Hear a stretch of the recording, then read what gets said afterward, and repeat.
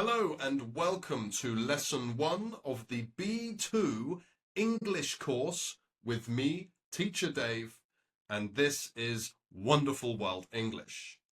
Now, this course has 20 lessons for you to follow, starting with this one all the way up to lesson 20, with each of them having their own lesson notes and homework tasks for you to do. By the end of this course, you will have a greater understanding of English, improved fluency and comprehension, and also I hope that you had fun along the way.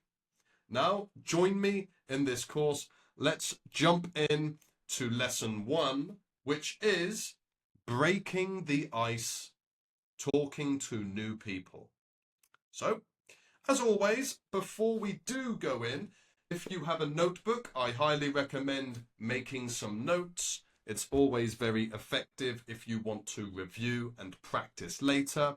If you prefer to just listen, that's okay. We also have lesson notes in our community classroom, along with all the homework information there.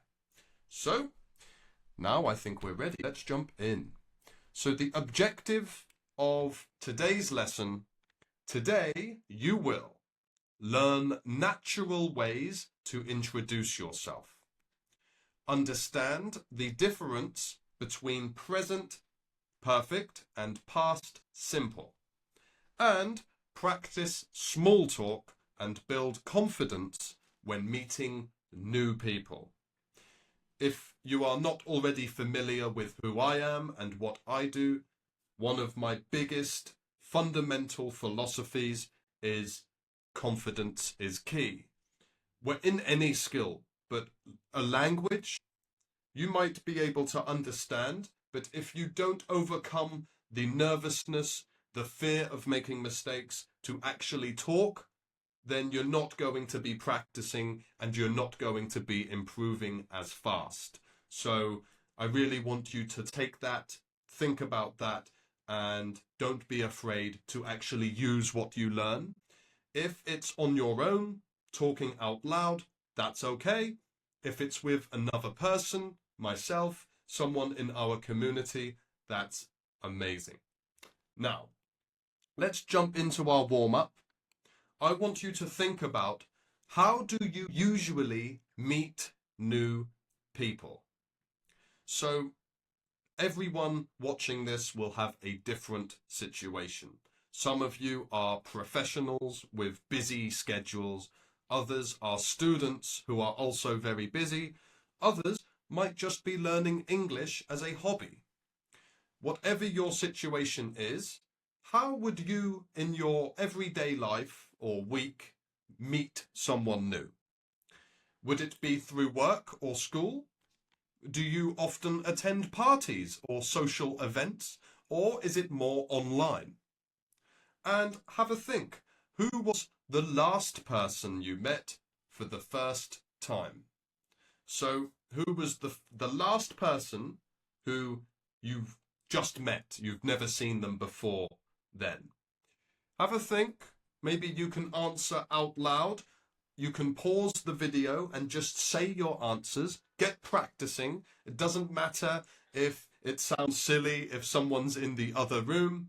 If you can't, if you are just in a crowded place, or you just don't want to do that, that's okay. Just think about it. But do try to practice. Throughout this course, I will regularly ask you to pause the video and say things out loud. Again, practice is key. So let's go through the key vocabulary in this lesson. I will go through them quickly and also just give a sentence where they could be used.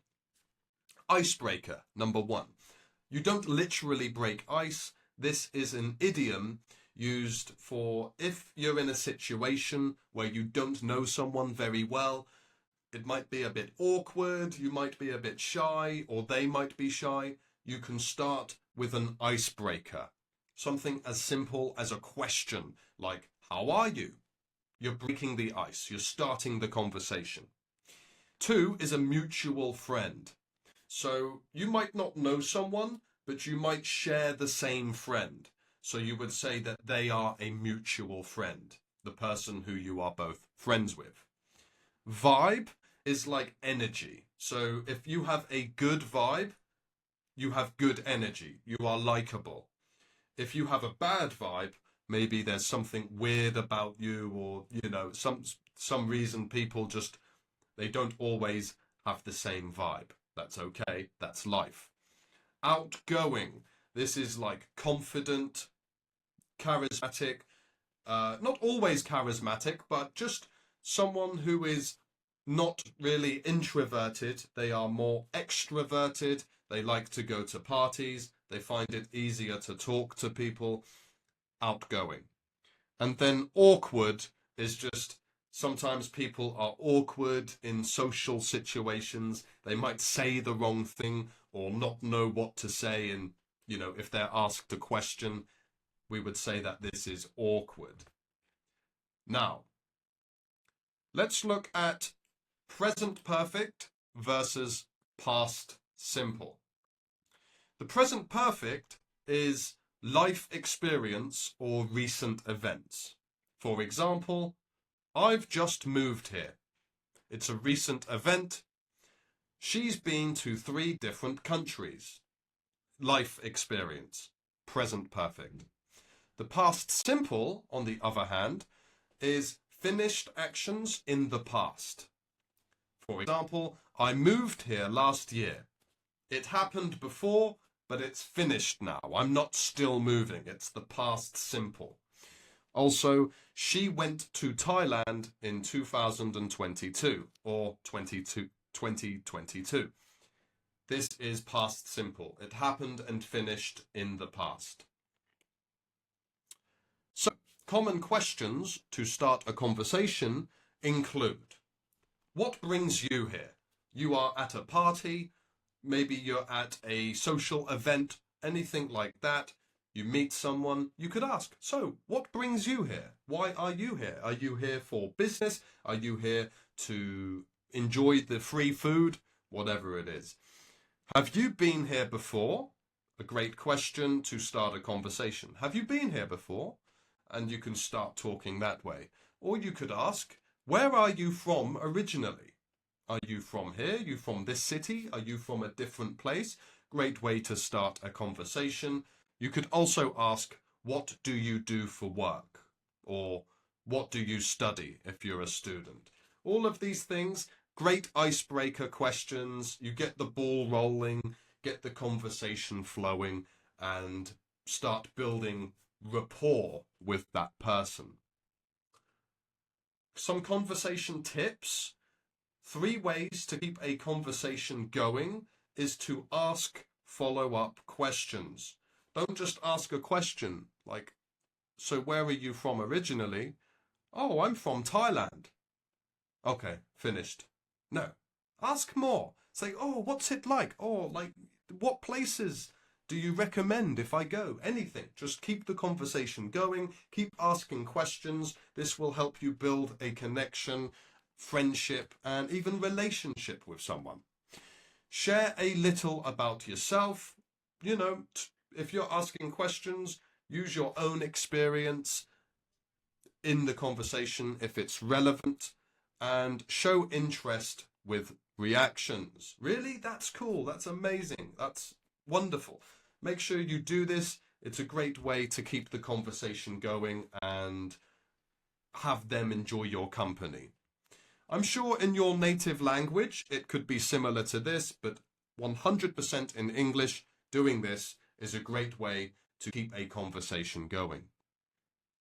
Now, some model dialogue would be, for example, me, I could say, hi, I'm Dave. I've just moved here from the UK. And you could say, oh, nice. What do you do? I teach English online. How about you? What do you do? Add on to it, and we can go back and forth. And if you'd like to start a conversation, just go to the community, make a post. You can write it if you want to practice the grammar side, or you can even make a video or voice recording, and let's talk that way. The more you practice, the better you will become. And a challenge task. Now, taking everything we've looked at in this lesson, I want you to introduce yourself in 4 sentences. Please use both present perfect and past simple.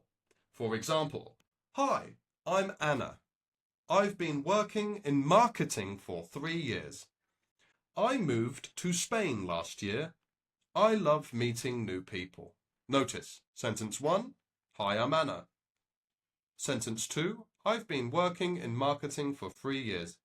Sentence 3, I moved to Spain last year. And the last sentence, number 4, I love meeting new people. Try doing this. I want you to do it out loud. You don't need to write this one down because the homework is next. Just pause it, practice saying it, make it sound natural, practice.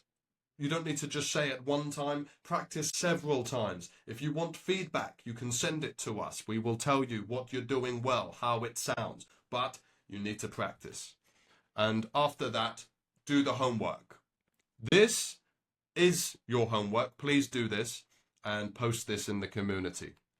Write a short introduction about yourself and someone you've recently met. So you can do just a quick short introduction, just like the challenge task, about you and someone you've met recently. Could be a colleague, a friend, anyone. And please use the present perfect, the past simple, and at least 2 key vocabulary words from today. Do this, take your time, there's no rush. If you have any questions, you know where to find me. If you're watching this on YouTube, you can do it in the comments. If you're in the community, you know what to do. Post it there. You will get feedback and support. And after we're happy with your homework, you can move on to lesson 2, which will be expressing opinions with confidence. Great work. And again, if you're not already in the community, if you happen to find this online, you're very welcome to join the Wonderful World English community. This will help you practice every day. We have challenges, live events, so much more. And I'm sure anyone looking to improve their English would love it there. So do come and try for free for 7 days. And if you like it, you can stay. If you're already in the community, well done. Keep going, and I'll see you in lesson 2. Hello and welcome back. This is lesson 2 of the B2 English course with me, Teacher Dave. Now, if you haven't already done lesson 1, please go back to do that. It will explain this course in some more detail, tell you what to do. If you have, great job. Let's jump into this lesson right now. So, the objectives are, today you will learn how to give strong and polite opinions. Very important in English, whether in business, the workplace, university, so on. Really good to know how to do this clearly but politely.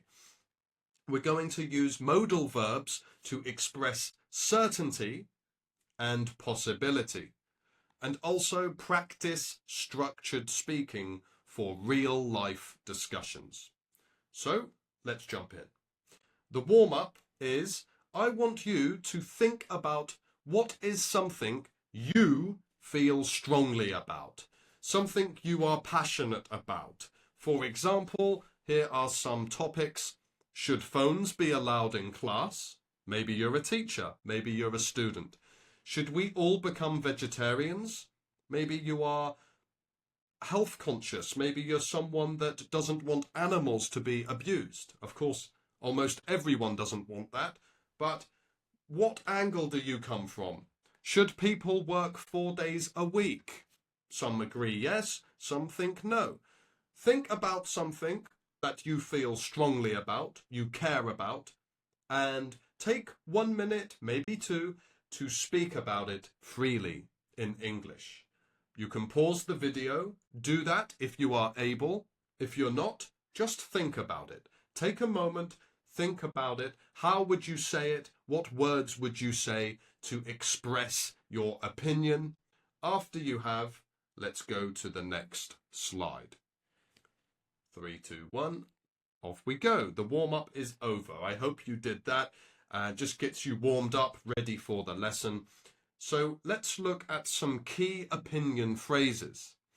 If you want to express yourself, to share or give your opinion, these are some really good ways to start sharing it. So 1, I personally believe that XYZ.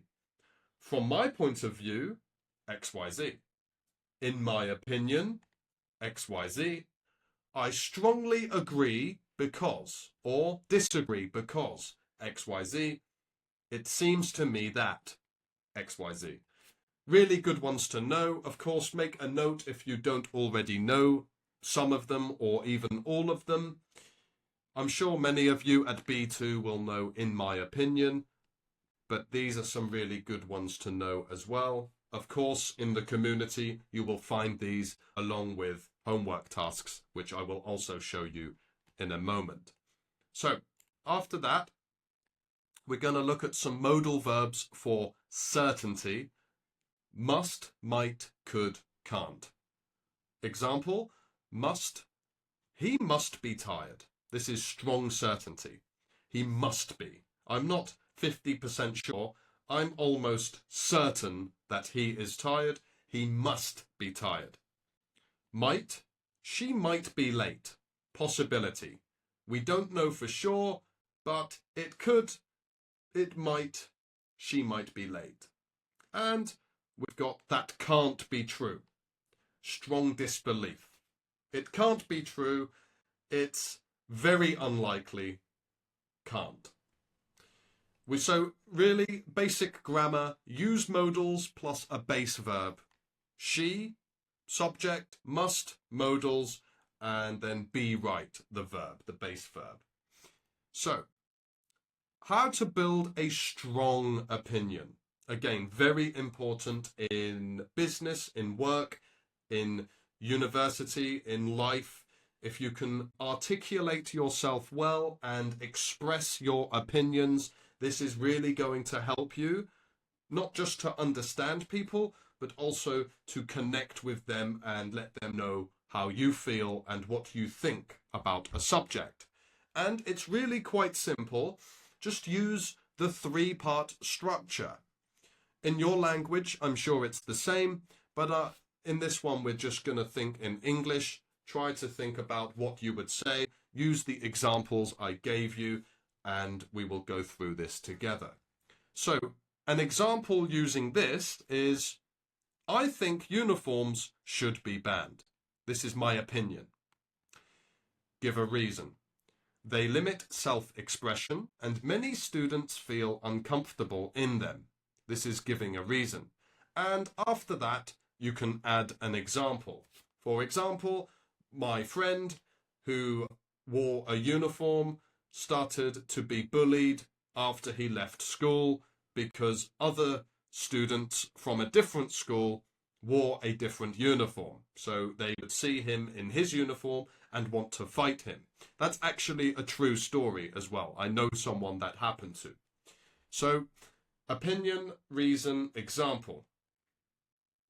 Now, a topic practice is this question: should school uniforms be banned? And the answer, remember, I personally believe that school uniforms should or shouldn't be banned. This is because blah, blah, blah.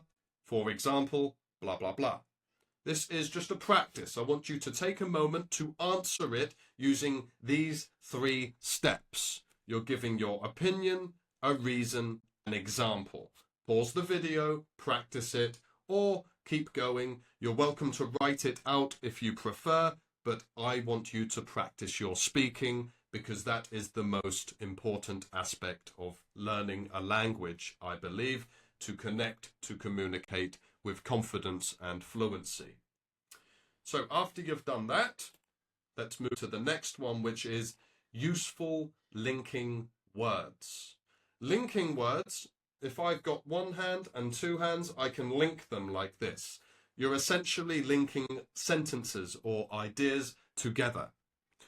Example, firstly, you give a reason. In addition, so this is the next reason. However, this is kind of contradicting or something that's supporting the other argument, as well as on the other hand. And when you want to conclude, the conclusion, the summary, to sum up.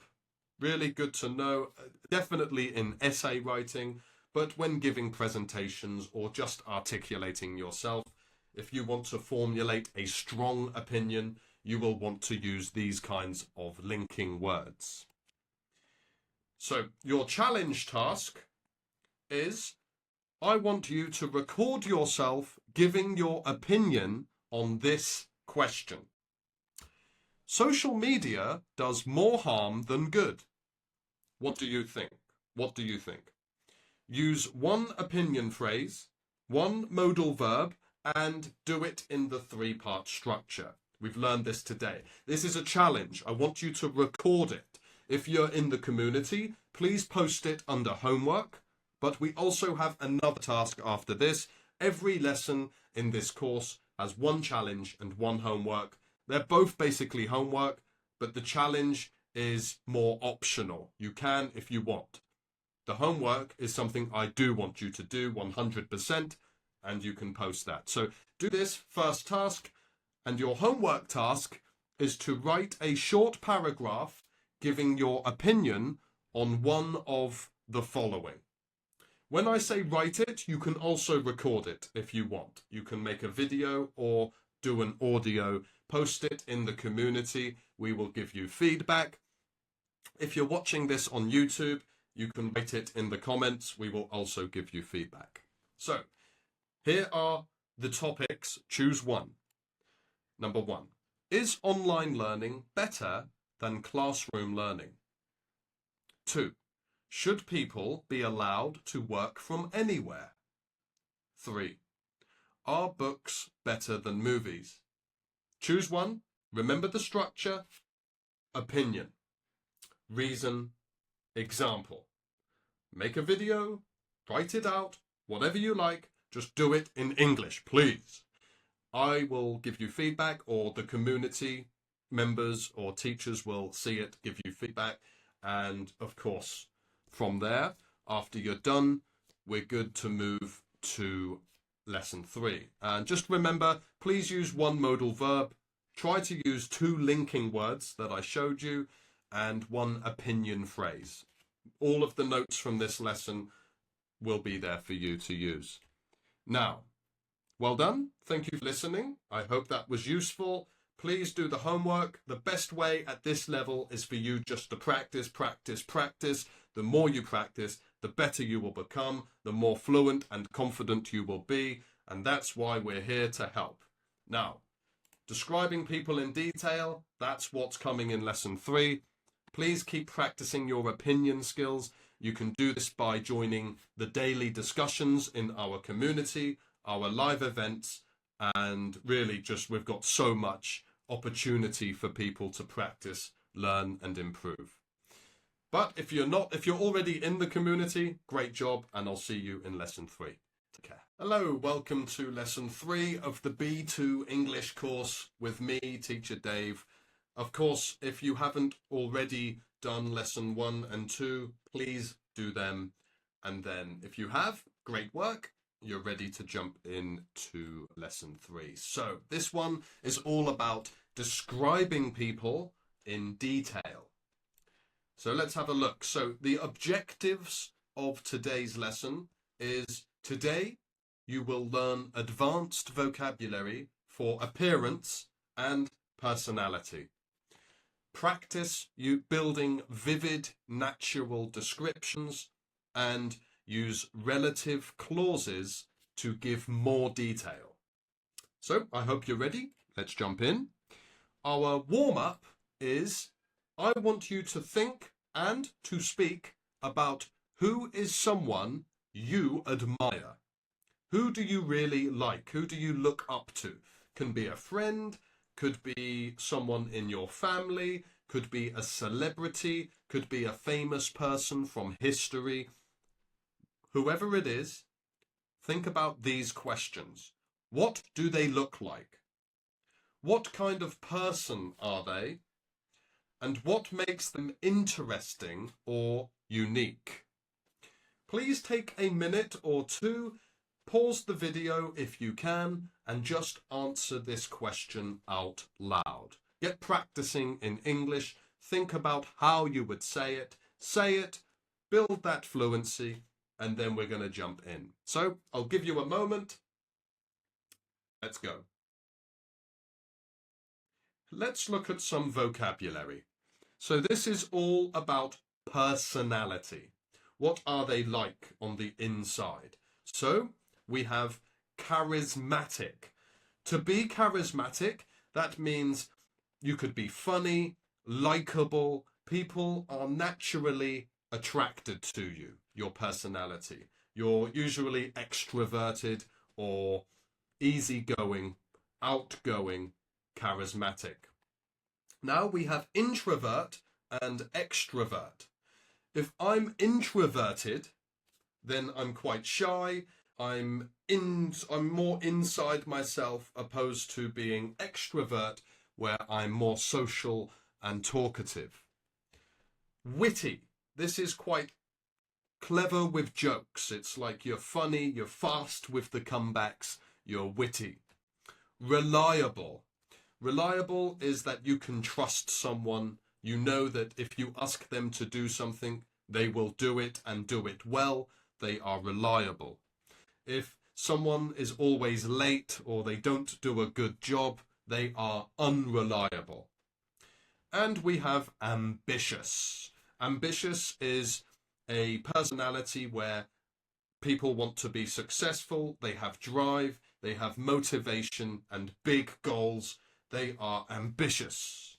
So these are really good words to know.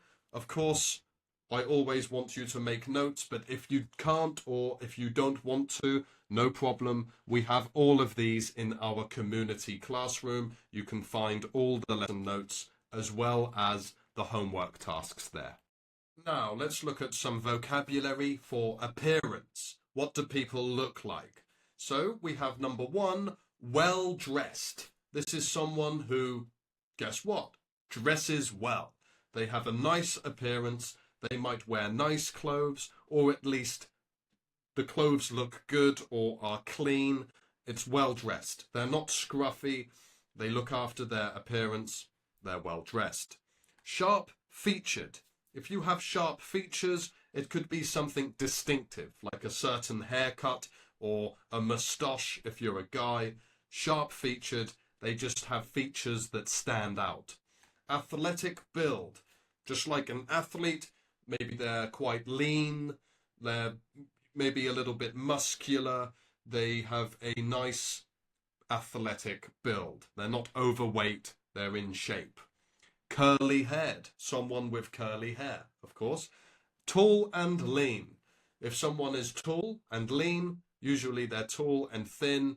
They might not have much fat, they might not have much muscle, they're just kind of thin and tall and lean. Now, natural sentence starters. So if you're talking about someone, you could say, she's the kind of person who, blah, blah, blah. He comes across as, blah, blah, blah. She always has this way of. And he's got a really good vibe, really bad vibe. So this is just a natural sentence starter. You could start talking about someone in this way. Right, let's look at some relative clauses. For example, she's someone who always helps others. He's a teacher who knows how to explain things well. I met a guy whose sense of humor is amazing. Whose, it belongs to him. A quick rule is to use who, that, whose, or which to add detail. This is the dog which barked at my friend. It's a relative clause, okay? So try to use these when describing someone or something. A model description would be like this. This is my friend Sarah. She's extremely reliable and warm-hearted. She's got long curly hair and is always smiling. She's the kind of person who makes you feel relaxed. So we've just gone through the whole structure, and if your speech or what you said at the beginning during the warm-up was like this, well done. If not, we're going to try to make it more like this by using the structure. So the challenge for today, please describe a friend or a celebrity in 4 to 5 sentences. Please include at least 2 personality adjectives, 1 appearance adjective, 1 relative clause. Do this. This is a challenge. This is more optional. I would like you to do it. If you do, you can make a recording or you can even write it, but post it in the community in the homework section and we will give you feedback. Now, your main homework task is to write or record a short description of someone who inspires you. Try to include 3 new vocabulary words, 1 example of a relative clause, 1 sentence that starts with, he or she is the kind of person who. So this is, start it, at least 1 sentence with this. Go back through the lesson in the community, check the lesson notes, write it first if you prefer, then make a recording, however you want to do it, but I do want you to practice speaking. That's the most important thing. Post it in the community. If you're not already in the community, you can join us by clicking the link in the comments. If you are, great job. Keep it up. Don't be shy. If you need any help, if you have any questions, you know where to find us. And that's the end of this lesson. So well done. Amazing work. Next lesson is going to be all about making your story interesting. And please don't forget, describing people well makes your English sound more natural and expressive. It's really important. It will help you build that B2 level and ultimately take it to a C1 and beyond. Again, if you're not already, join the community. If you are already in there, amazing work. That's the end of lesson 3. I'll see you in lesson 4. Hello and welcome to lesson 4 of the B2 English course with me, Teacher Dave. This one is all about making your story interesting. And of course, if you haven't already, make sure you finish lessons 1, 2, and 3 before doing this one. Let's jump in. Our objectives today is to learn how to structure a short personal story. We will use sequencing phrases and storytelling vocabulary. And we will practice storytelling with confidence and fluency.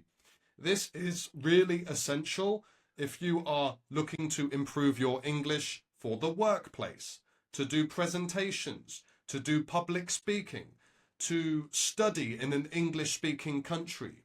Maybe you live in an English-speaking country and you want to improve your English. Being able to tell a story that is interesting and engaging will really help you build confidence and fluency and take your English to the next level. So, a warm-up task for you is I want you to think, what is a funny or surprising story you often tell?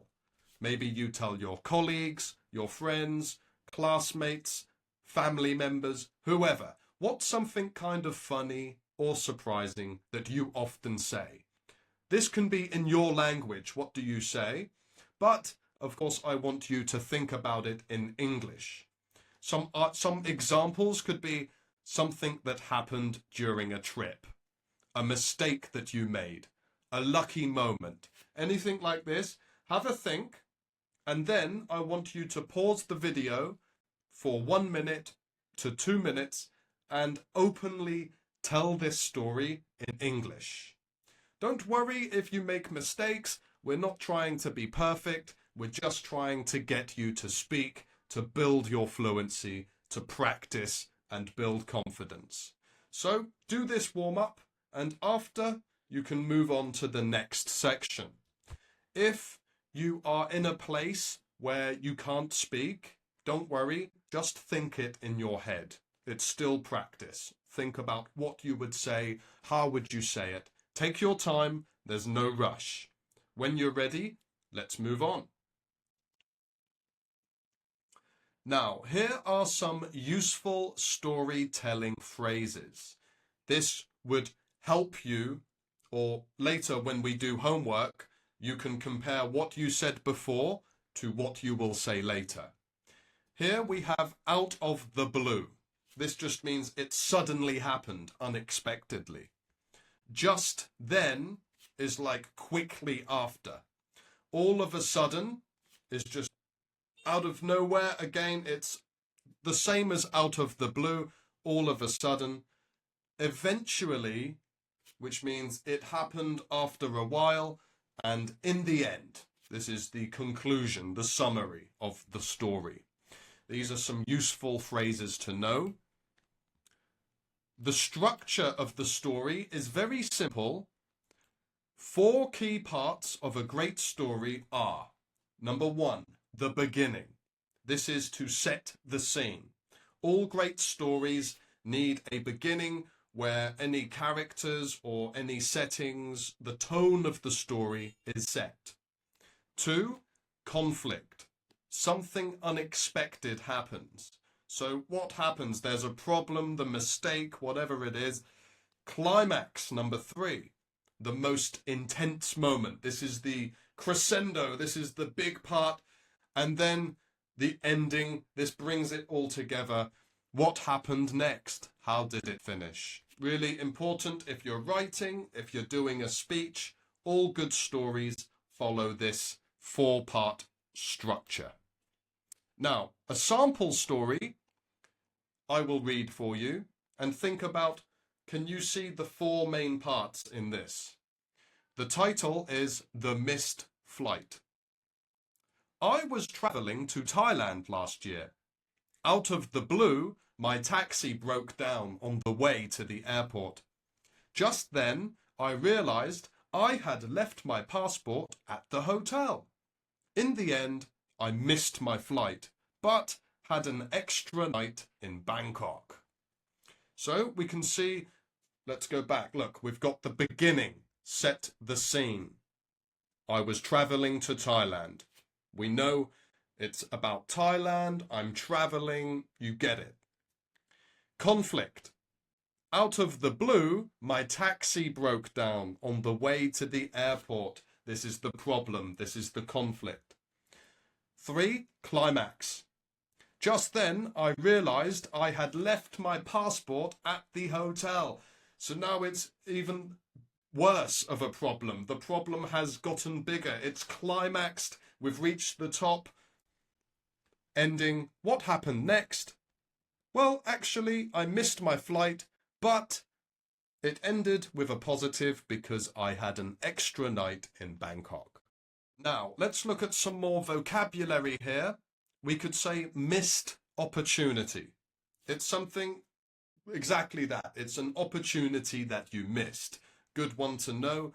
Unexpected twist. The story had an unexpected twist. I panicked. I froze. I burst out laughing. Unbelievable, unforgettable, awkward.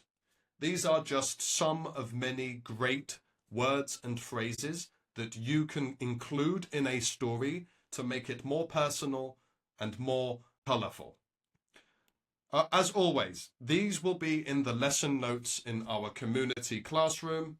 All of this is there, and the homework tasks will all be there for you as well.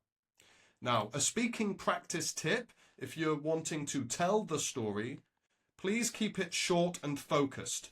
You don't need lots of fluff and fancy words. Actually, you can throw some good words, some higher vocabulary, but the key is to be clear, direct, and to the point. This will make you seem more confident, and it will be directly impacting, or at least your audience will know what you're saying. If you're trying to use lots of different words in different contexts, it can be too confusing and actually will make you more nervous and hesitate more. Use emotions. I felt shocked, embarrassed, thrilled. And also use pauses and tone to build suspense. Like a comedian, they know when to deliver the punchline. You don't just keep saying it like this so fast. No, listen to how I'm talking. I'm using intonation. I'm emphasizing certain words. This is something to practice. You can practice in front of a mirror.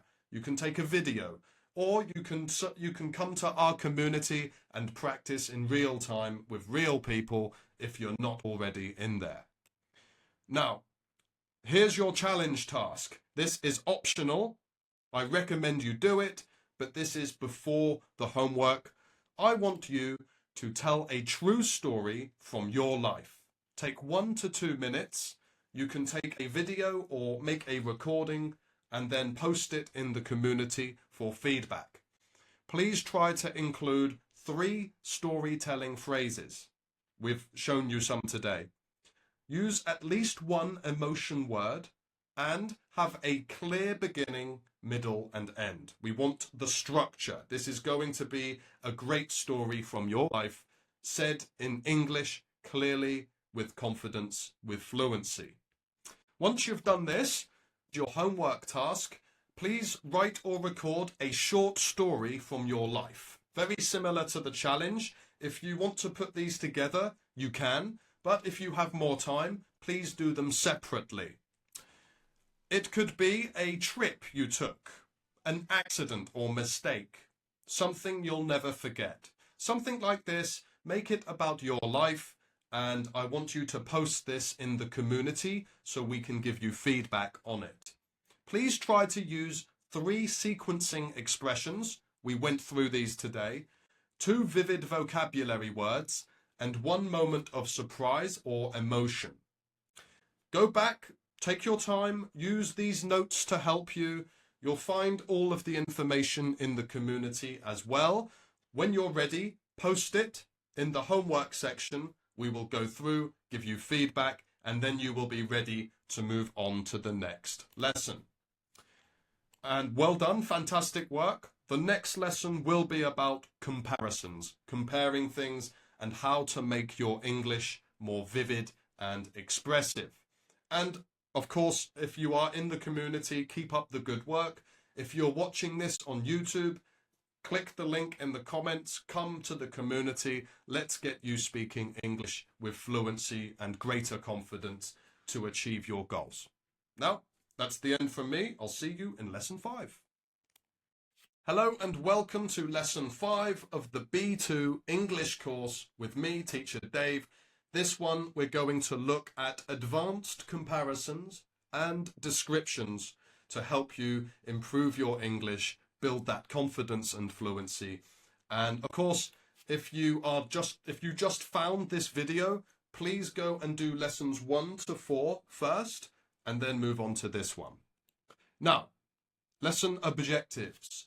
Today, you will use advanced comparison phrases in speaking and writing. Then we will learn idioms and expressions to compare things more naturally. And after that, practice using comparisons to sound fluent and descriptive. So, first things first, we have a warm-up. I want you to think, what is something that surprised you because it was better or worse than expected? It could be a place you visited, a book or a movie, a first impression. Think about that and then take a moment, maybe 1 minute, 90 seconds, whatever you're comfortable with, and actually say it out loud. Practice your speaking.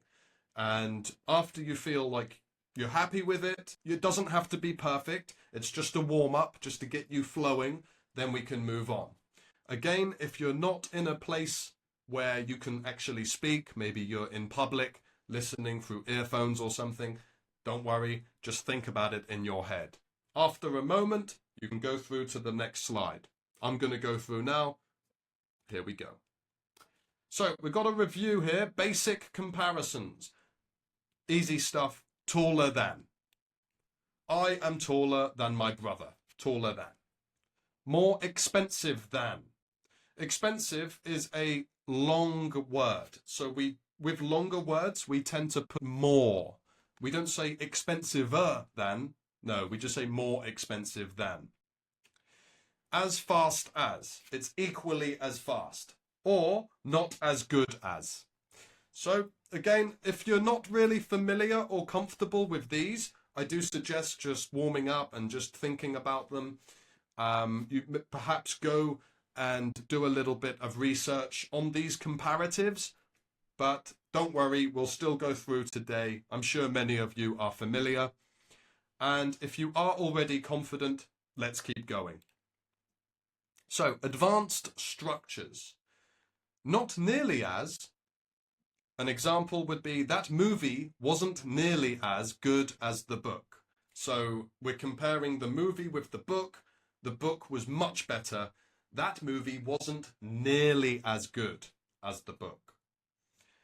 Nowhere near as. He's nowhere near as confident as his brother. Nowhere near as. His brother is more confident. He's nowhere near as confident as his brother. Twice as, or 3 times as, 4 times as, 10 times as. This phone is twice as fast. It means it's 2 times faster. It's twice as fast as the other phone. So these are really good ones to know. Of course, if you're not already, I suggest making some notes. If you can't, for whatever reason, all of these will be in the community with the lesson notes and homework for you to do. Now, comparison idioms. These are great ones to know to make your English more colourful and flavoursome. 1. Like chalk and cheese.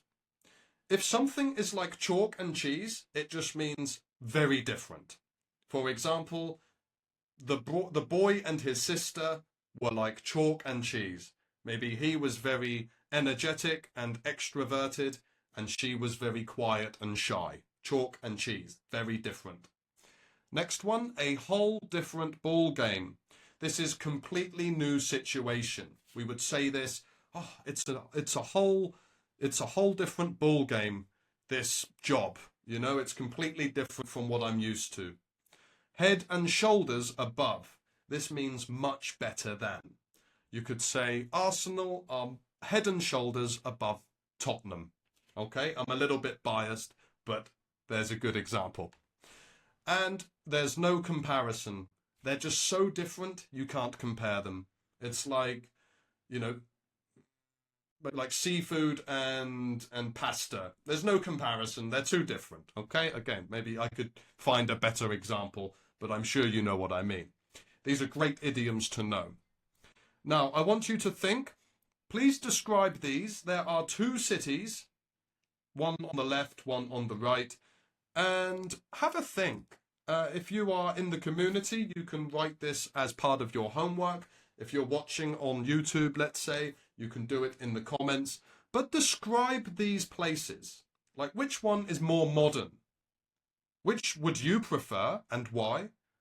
And how are they similar or different? Have a think. You can use some of the idioms and advanced structures that I just went through, or use your own if you can. And yeah, this is your first task, okay? Take a look, have a think, and produce that. Then we've got sentence builder. So please try these frames. You could say X is not nearly as, adjective, beautiful, interesting, as Y. Compared to Y, X is amazing, terrible. They're like chalk and cheese. X is but why is, okay? Example, compared to Shanghai, my hometown is much quieter and smaller. Great way to add some flavor in your sentence building and get you ready for the challenge, which is choose two things to compare. Can be two cities, two phones, two people, two foods, two anything. And I want you to speak or write 4 sentences comparing them using 1 advanced phrase, 1 idiom, and 1 strong adjective. We've just covered these. Please write it if you are more comfortable, but I do want you to speak. It's the best way to improve this. You can make a recording, post it in the community, and we will give you feedback. This task is more optional. It's a challenge. Your main homework task is to record or write a comparison of one of these. Just choose one. This is your homework. Your hometown versus where you live now. Or 2 celebrities or public figures, or they could be people from history, just 2 famous people. Or 2 movies or books. Make a comparison. Make sure you use 3 advanced comparison phrases or 2 idioms, or you can do 1 idiom and 1 strong metaphor. This is your main homework. If you can do them both, amazing. If you have to just do one, please do this one. Post it in the community. We will give you feedback, and I'll see you next time. Great job. In the next lesson, we'll talk about email writing and professional tone. This is a must-have skill for work and study. And of course, if you're not already, join the community. This is where you will get all the support, all the practice that you need to truly take your English to the next level. Now, that's the end from me. Thanks for listening, and I'll see you in lesson 6. Hey, welcome to the B2 English course with me, Teacher Dave. This is lesson 6, and in this one, we're going to be looking at writing emails in English, of course, and we'll look at doing formal emails, which is better for academia, work, business, and of course, friendly emails. You don't always need to be formal. If you're emailing someone you know well, you can be more friendly.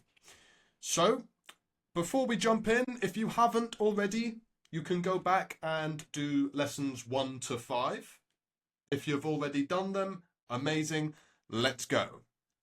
So today's objectives are to understand the difference between formal and informal emails in English. We're going to learn useful phrases and structures for each style. And we will practice writing clear, polite emails for work or everyday use. So, as always, in the community, under this video, you will see lesson notes and homework task. Make sure to do them at the end. Now, we can jump in with our warm-up.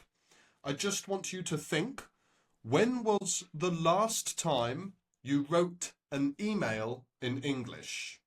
I know these days many people are using ChatGPT to make emails. It saves time, but it's still a very important skill to be able to write emails and just messages in general in English. You can't always rely on these tools. Even though they are very helpful, they don't help you really build the skills you need to do it yourself. So we're going to focus on that today.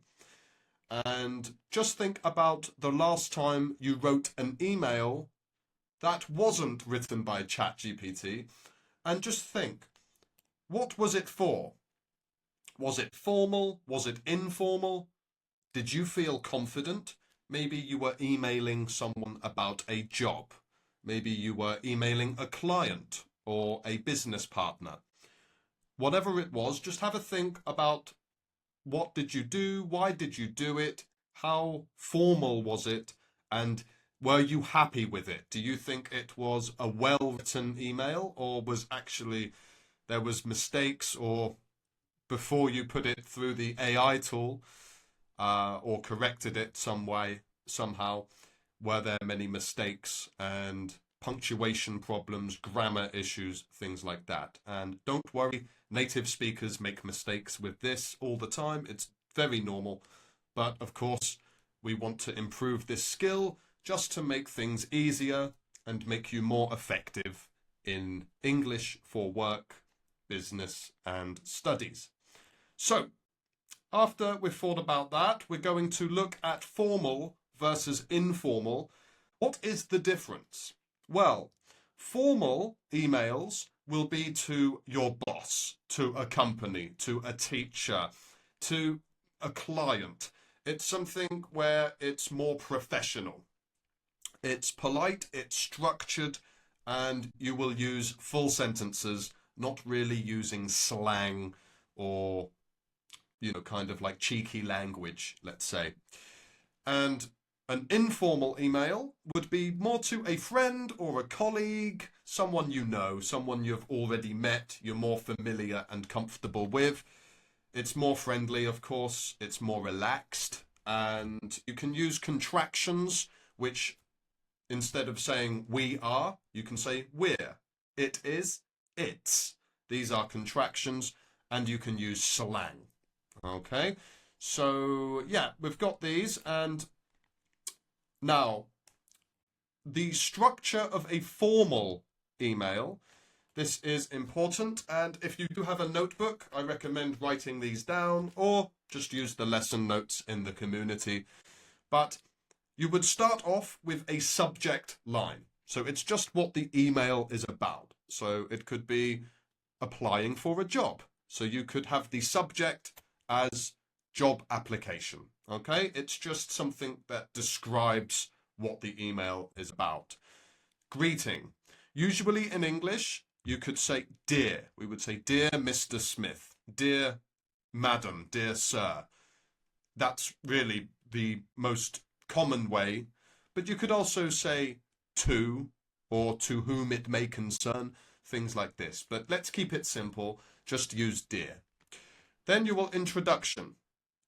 I hope this email finds you well. Or I hope you are well today. Just something nice. It's polite. You're just saying something nice to the reader. Then a main message. This is really what your email, all the important information will be here. I'm writing to inquire about a job position I saw on LinkedIn today. Go into more details. I have attached my CV to this email. I very much look forward to your reply. Kind regards, your name. This is just a really good, solid, formal email structure that's simple and you can use every time to write emails in a formal context. Now, informal, you can see here, subject line again, but if you're emailing your colleague, oh, maybe you're in the office and the coffee machine is broken, you could just say tragedy or disaster, kind of funny, depends on how well you know them, but this is informal. Hi Lisa, hey Lisa, yo, anything like that. Introduction, I hope you're doing well, kind of, you can see, I hope this email finds you well. I hope you're doing well. You could also have this in a formal one, but, this is also very fitting for informal. Just wanted to check in about, or, have you seen the coffee machine? Something, it's just less professional. It's just more relaxed. Let me know what you think. Best. Take care. Cheers. All my best. See you soon. Something like this. So still you have a structure, but it's just more relaxed and you don't need to be as conscious of using proper vocabulary. So, useful phrases for formal, these include, but they're not limited to, there are many useful phrases, and I can make a document with all these useful phrases for emails and add them below. In fact, I will make a note of this now, just so I don't forget. Okay, and useful phrases. So I am writing to request. Request something. You want something. You're asking for something. I would appreciate it if you could. If you could let me have next week off work or something. I don't know, whatever you want, but I would appreciate it if you could. It's formal, it's kind, it's polite, it's direct. Please find attached. Please find attached my CV, my resume. Should you have any questions, please contact me via my business phone and then a number. Okay? And then informal, just a quick note to, can you send me? Thanks a lot. No worries. Sounds good. Talk soon. This is still, it's business informal. So you're still in a business setting. Before, when I said disaster, that's very informal. That would be to a friend. If you're emailing a colleague or someone you know and you're more comfortable with, but you're still not really friends, more acquaintances, then this would be perfect for that. So just a quick note to let you know that I'm leaving half an hour before I finish today, something like that. Okay? Can you send me the invoice for last week's work? Thanks a lot. No worries is just kind of like, you're welcome. Sounds good. Talk soon. And now, spot the difference. Let's look. We've got two sentences, A and B. I will read them, and you just have a think which one is formal. So A is, I am writing to follow up on our meeting. B, just checking in about our chat yesterday. The formal one is A. Of course, it's A. I'm writing to follow up. Follow up. It's a formal phrasal verb. It's something. Yeah, I mean, you could still use it informally, but yeah, this is definitely the formal one. Checking in is less formal. It's less formal, but also very relevant to a professional setting. So yeah, A, if you said A, well done. Now, here's your challenge. This one is optional. As all of these lessons in the B2 course, we give you a challenge which you can do for extra practice. I do recommend doing it, but after this, you will have a homework task which you need to do. So, challenge task, just write 2 short emails. One is to a professor asking about an assignment. You're studying something, you're studying a course, and you need to write an email just asking about the assignment. You can make it up, whatever the subject is, whatever you're studying, whatever the assignment is. Use your imagination, but please follow the structure I showed you today. And do another one, which will be informal, to a friend, just about meeting for a coffee. Please use the correct tone, structure, and 2 or 3 useful phrases in each one. Again, like I just want to emphasize, emails, really great skill, but just having this understanding is so useful for messages. Like if you're messaging people on LinkedIn, Instagram even, you know, you're still going to want a structure if you are someone involved in sales, business, anything like that. Maybe you're a student. It's really useful for that. So whatever you do, having this skill is really great. So definitely try the challenge task if you can. If you're a little bit short of time, that's not as important as this one. This is your homework. Please choose one situation. I've given you some examples. Write a full email. You can do it for applying for a course. So you're applying to go to university or to do some kind of mastermind or something. Make it relevant to what you do. So if you are a doctor, then you're applying for some kind of medical course. If you are in business, you're doing some kind of sales training. Keep it relevant. I think that's more useful for you. Asking your boss for time off. you've got a holiday, you've got something emergency coming up, whatever it might be, write an email for that. Or you can invite a friend to a weekend event. Just choose one, write an email. Try not to use ChatGPT. Look, if you need it for like ideas, then that's okay, but I've given you ideas here. You can write it for something else, but I would suggest choosing one of these to keep it simple. But if we're just giving feedback for ChatGPT, then you're not, it could still be useful, but it's better for us to see your work so we can give you feedback to improve your skills. So write it yourself, post it in the community, and we will analyze and give you feedback for it. Please include proper greeting and closing. Use at least 3 key phrases. You'll find a document of those in the lesson notes at the bottom. You can download them, use them for future practice.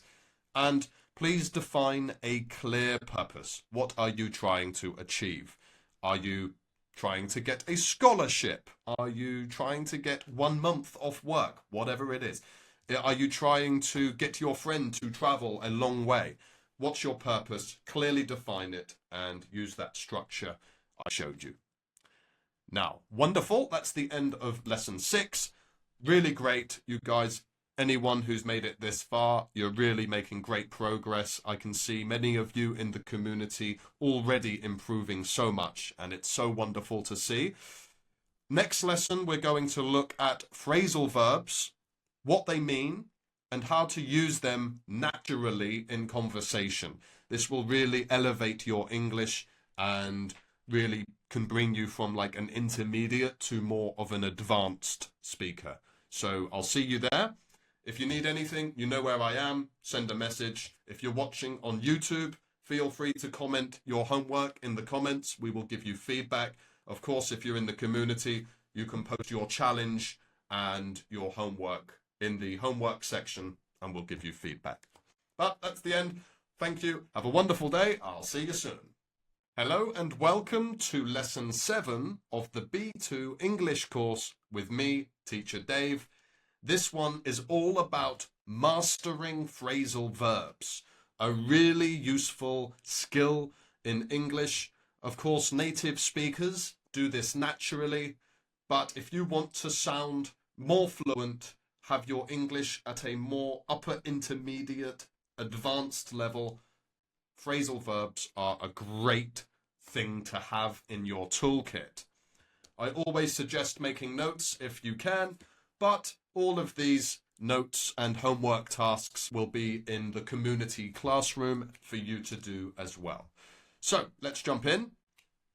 The objectives of today's lesson are: understand what phrasal verbs are and how they work. You probably heard of phrasal verbs. Maybe you're not fully clear on what they are. Today you will be.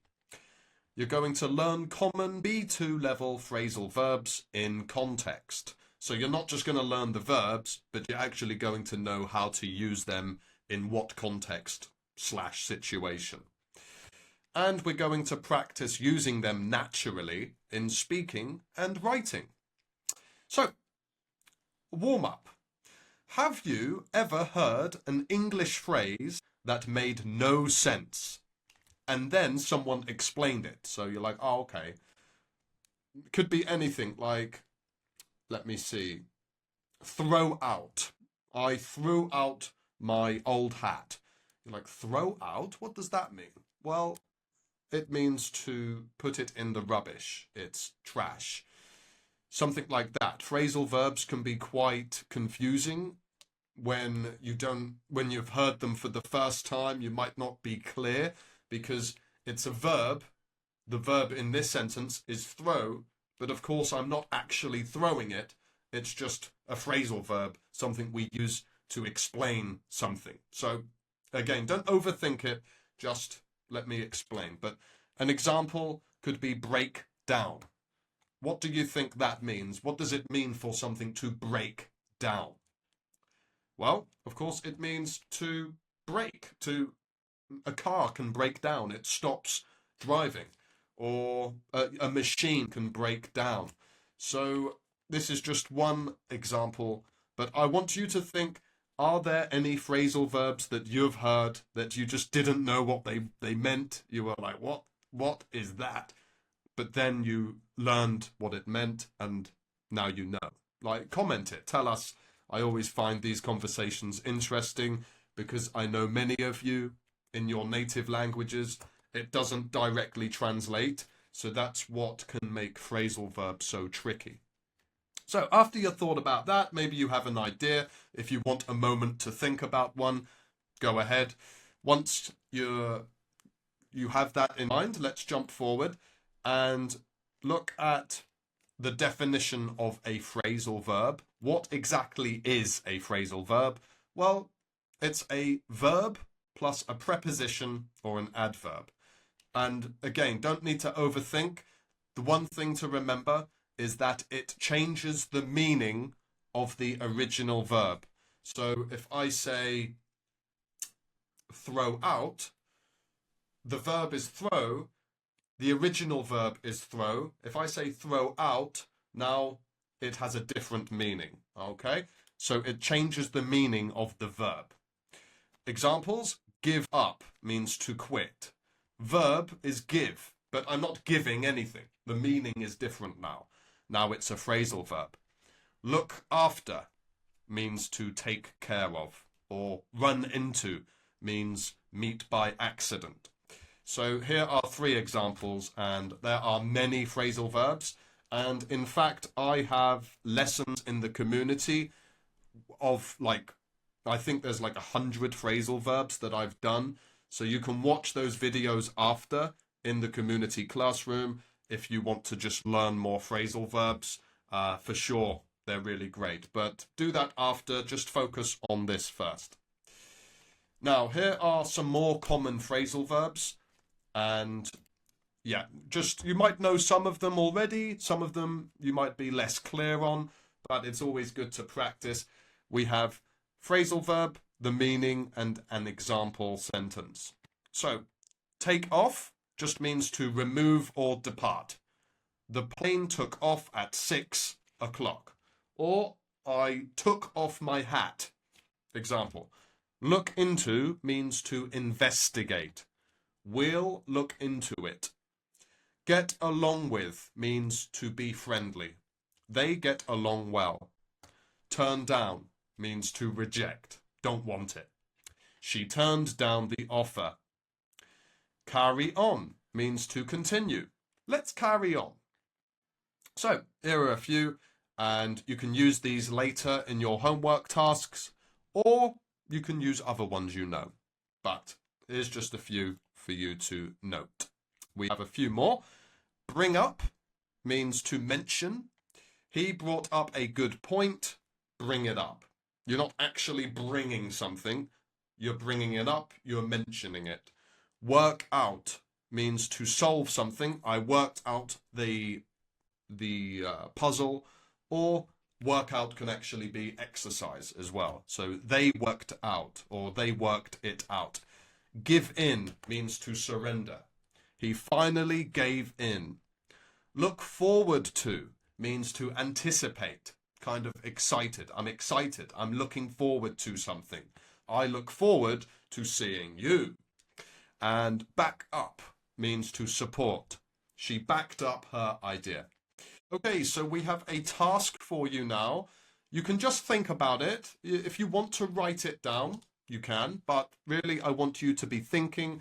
Use the phrasal verbs I just showed you to help, and fill in the blanks of these 4 sentences. Choose a correct phrasal verb to make the sentence make sense. So, number 1, I'm really what? Seeing you soon. We had a fight, but we what now? She what? The job because of the low pay. Please what your files before updating. Have a moment. If you want to pause the video, you can. The next slide, I will show you the answers. I'll give you a moment. 3, 2, 1. Here are the answers. So, well done if you got these. And yeah, great job. How many did you get? Don't worry if you didn't get any of them or you didn't get all of them. It's all about practicing, and the more you do, the easier it will become. So, number one, if you said, I'm really looking forward to seeing you soon, great job. Number two, we had a fight, but we get along now. Number three, she turned down the job because of the low pay. 4, please back up your files before updating. So, great job if you got those. Now we're going to move forward to how to sound natural with phrasal verbs. So, just a few tips, something to consider. But number one is use them in place of longer phrases. If you can say something using a phrasal verb, you should. It's more natural. You don't always need to say a long sentence to explain or describe something. Native speakers don't do that. We like to shorten things. It just makes things easier, more efficient. So you can try this too. Do practice them in full sentences. So include the phrasal verb within sentences. Make them roll off the tongue easier. And try replacing boring verbs like stop, start, continue with them. So yeah, you're just adding more flavor to your English. Makes it sound more natural, but also just makes you appear more confident and fluent, which is the goal. And an example would be, instead of saying I continued working, you could just say I carried on working. Simple, subtle, but an improvement.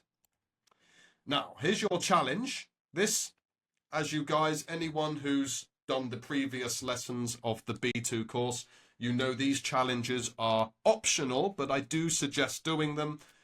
Post it in the community, in the homework section for feedback.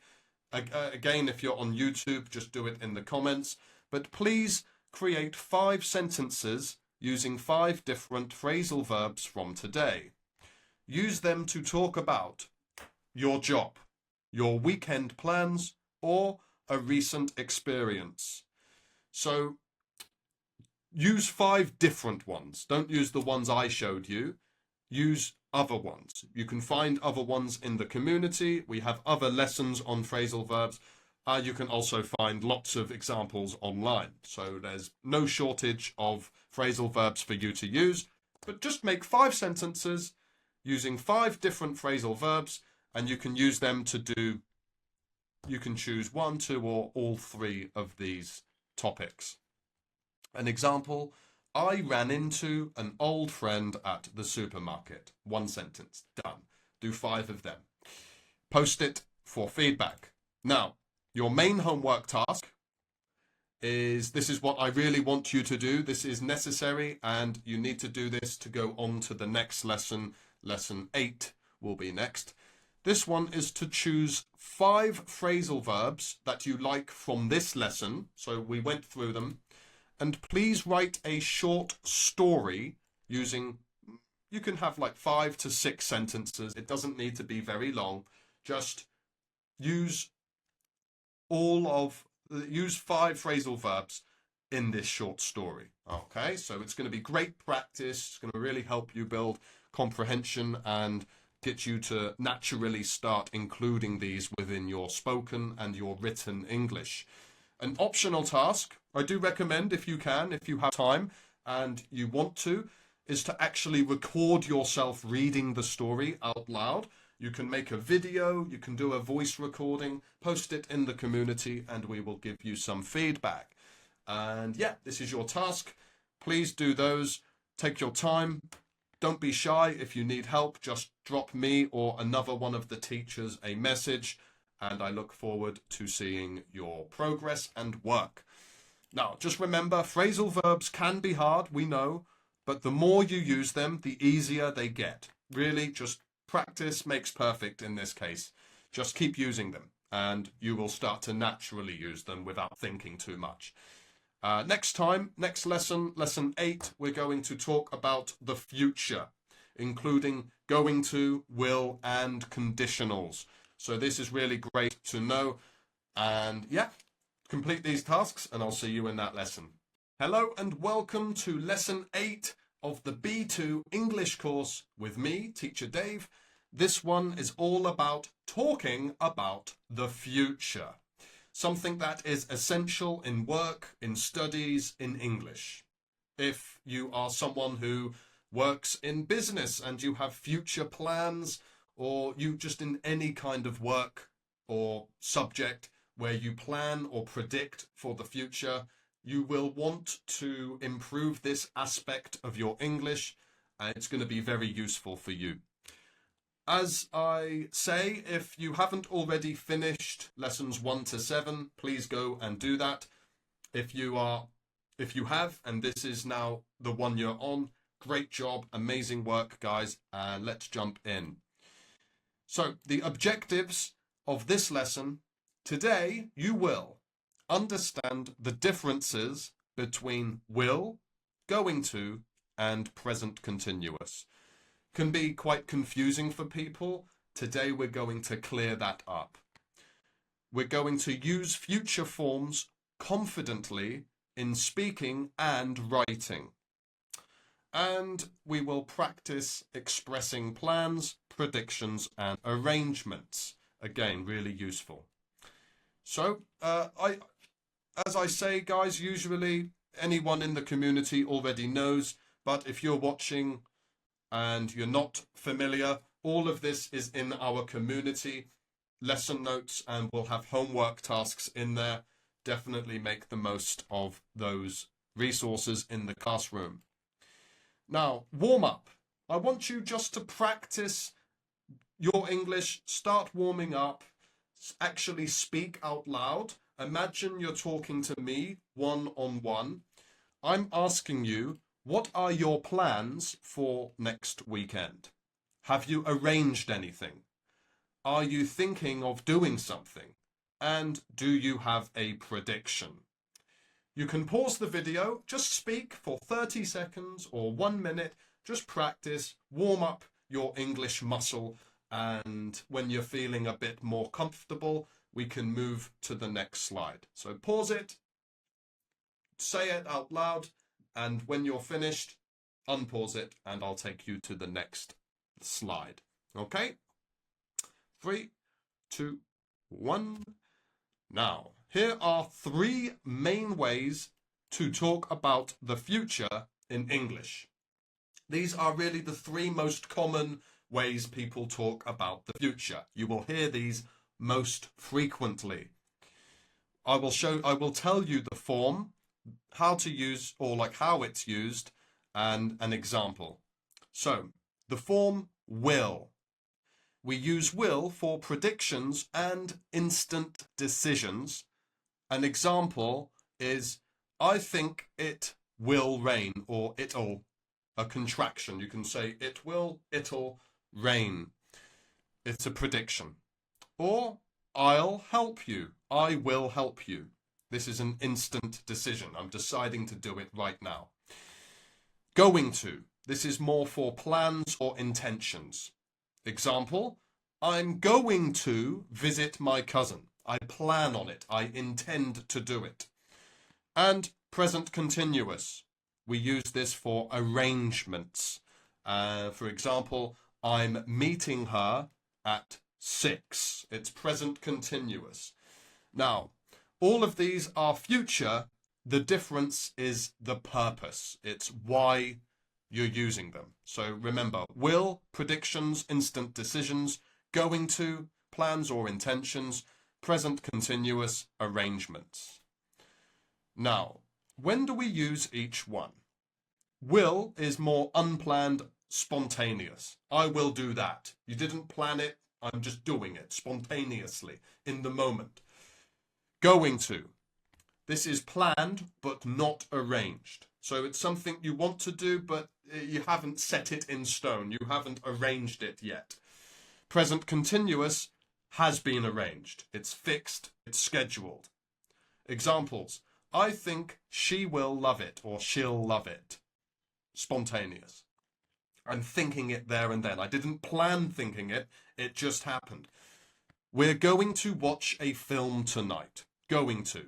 We've planned it, but it's not arranged. It's not formal, we're just planning. It might not happen. I'm having dinner with Sarah at 8. This is fixed. We've actually scheduled a time to meet for dinner. This is present continuous. So again, this will all be in the lesson notes. Definitely good to use to help you remember. And again, the more you practice, the easier and more natural this will come. And we have homework later for you to do to help you put it into practice. Now, common mistakes to avoid. I hear a lot of English learners, a lot of students make these mistakes. I understand what you mean, but you want to polish it. If you're at B2 and you want to go to C1, then you're going to want to improve these. So I will going to. This is something quite common, and there are other examples of sentences like this, but just I'm going to. I'm going to. Okay, something simple but effective. I'm go to work tomorrow. No, we don't say that. I'm go to work. I'm going to work tomorrow, or I'll go to work tomorrow. And I could also, in the past tense, if we're talking about before, I notice a lot of students, if I ask, what did you do yesterday? They might say, I go to school yesterday. No, it's I went, of course, but we don't need to focus on that today.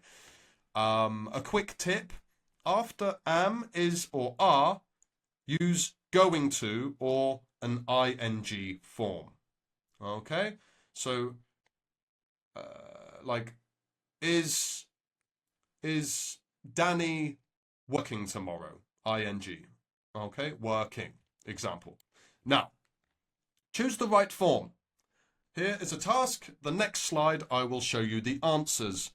Please have a think. Just think about it. What do you think the right word is when talking about the future in these sentences? So, number 1, I think I what be late. 2, we what get married next summer. It's planned. I what go to the gym. I decided 5 minutes ago. I'm what my friend at the airport. Have a moment. If you want to pause, you can. If you need to think about it, I will tell you the answers in a moment. Just think about what I just showed you on the previous slides. Apply them to this. 3, 2, 1. The answers are, I think I will be late. We are going to get married next summer. It's planned. I will go to the gym. I decided 5 minutes ago.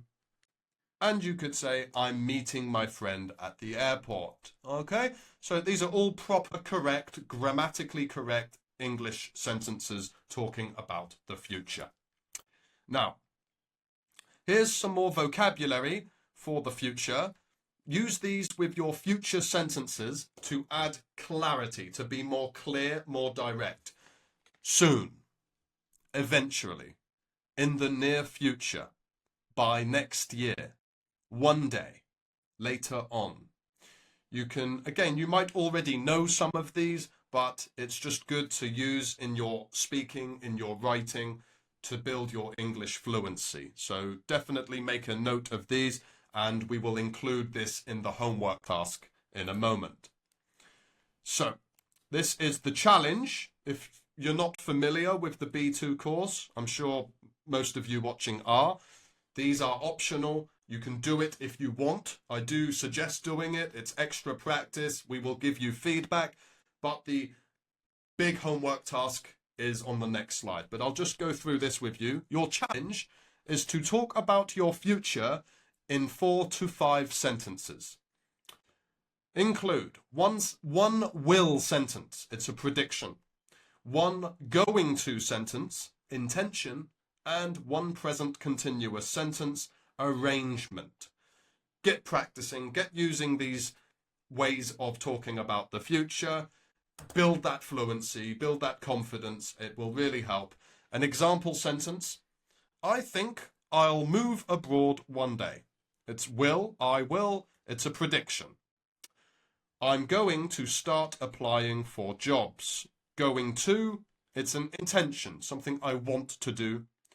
And I'm meeting a recruiter next week. Okay, it's present continuous. It's an arrangement. It's been arranged. This is only 3 sentences. I want you to do 4 or 5. Okay? Post this in the community. We will give you feedback in the homework section. Or if you're watching this on YouTube, you can write it in the comments and we will give you feedback as well. And your main homework, this is what I want you to post in the community. Please write a short paragraph about your next 12 months. So 1 year. Use at least 2 sentences with will, 2 with going to, and 1 with present continuous. Please do this. Write the paragraph first, and then, this is optional, but I suggest doing it. It's really, we want you to speak, to build confidence. You can make a video with your phone or a voice recording if you're a little bit shy. Just record yourself speaking out loud with confidence. Try to be confident. Focus on saying it not like a robot, but like you're speaking to someone in English, maybe at a meeting or a gathering or something. But write it first, use these, and then record it if you want. But I suggest doing that. Now, that's the end. All of this will be in the community classroom, notes and homework tasks, all information you need. Wonderful. Excellent work. Talking about the future is key to fluency in real life, in work, in studies, and so on. Amazing stuff, guys. This is the end of lesson 8 of the B2 course. Next lesson, we will be debating ideas politely. Very important. How to agree, disagree, and build arguments in conversation. So exciting one there.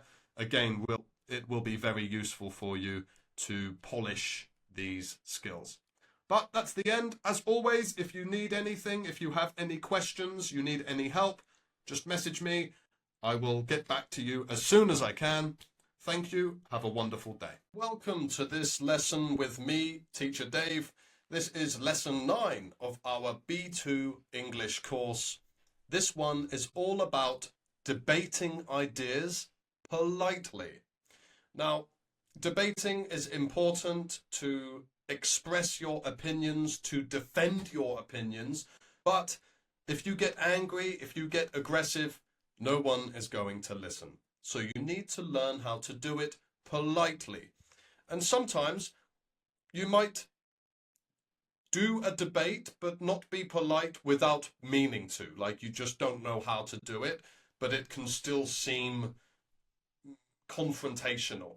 So today we're going to look at ways to avoid that. And of course, as always, you will find the homework task in the community, and I want you to do that before moving on to the next lesson.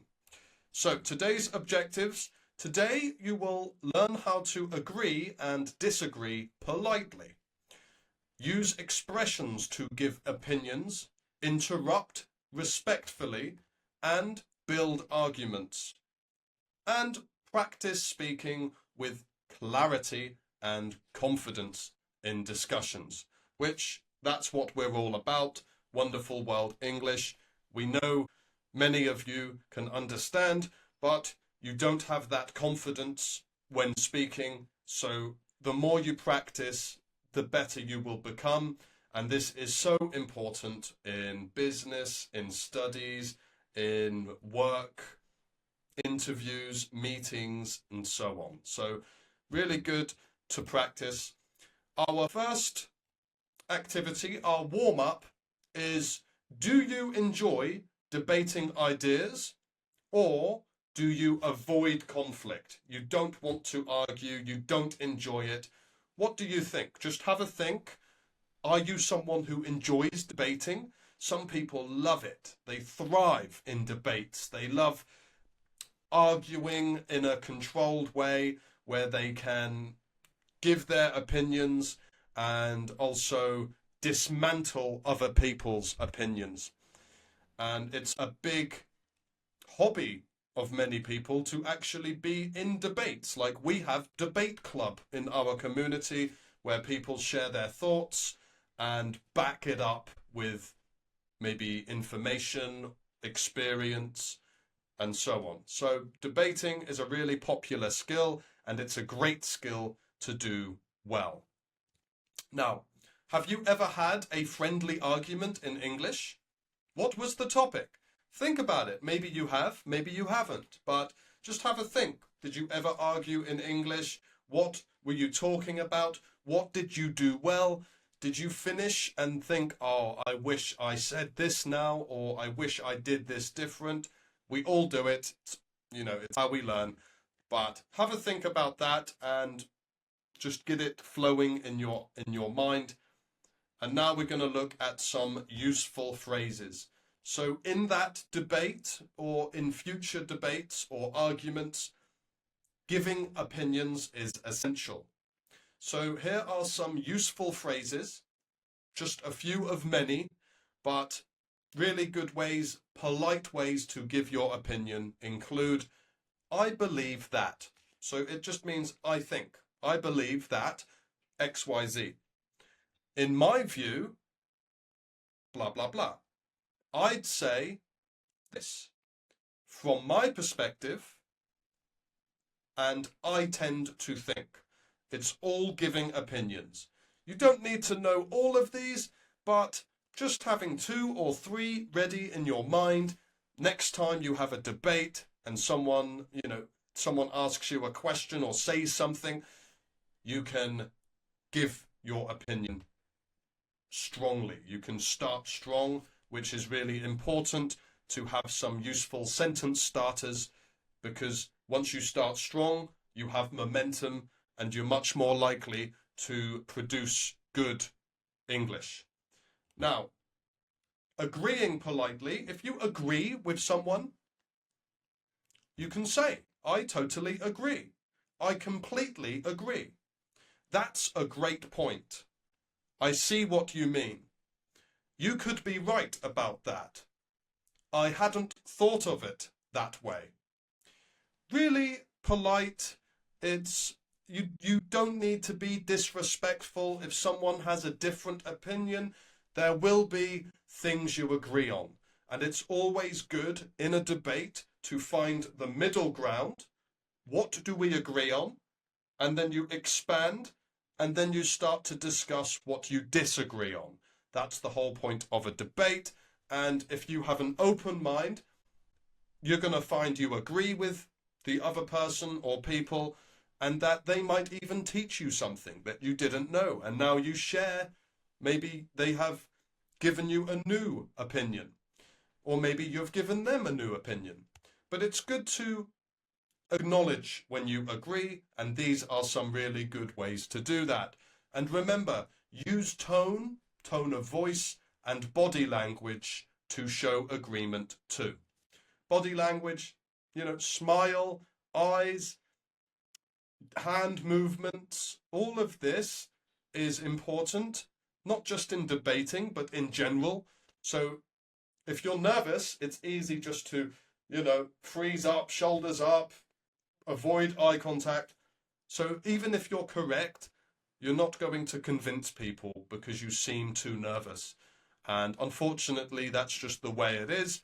That's why we want you to practice and build confidence.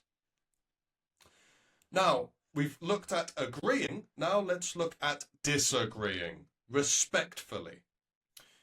I see your point, but. So you see what they're saying, but actually you disagree and explain why. I'm not so sure about that. I'm not so sure about that because I tend to disagree because that might be true, but I think this. And I have a different perspective. I have a different point of view.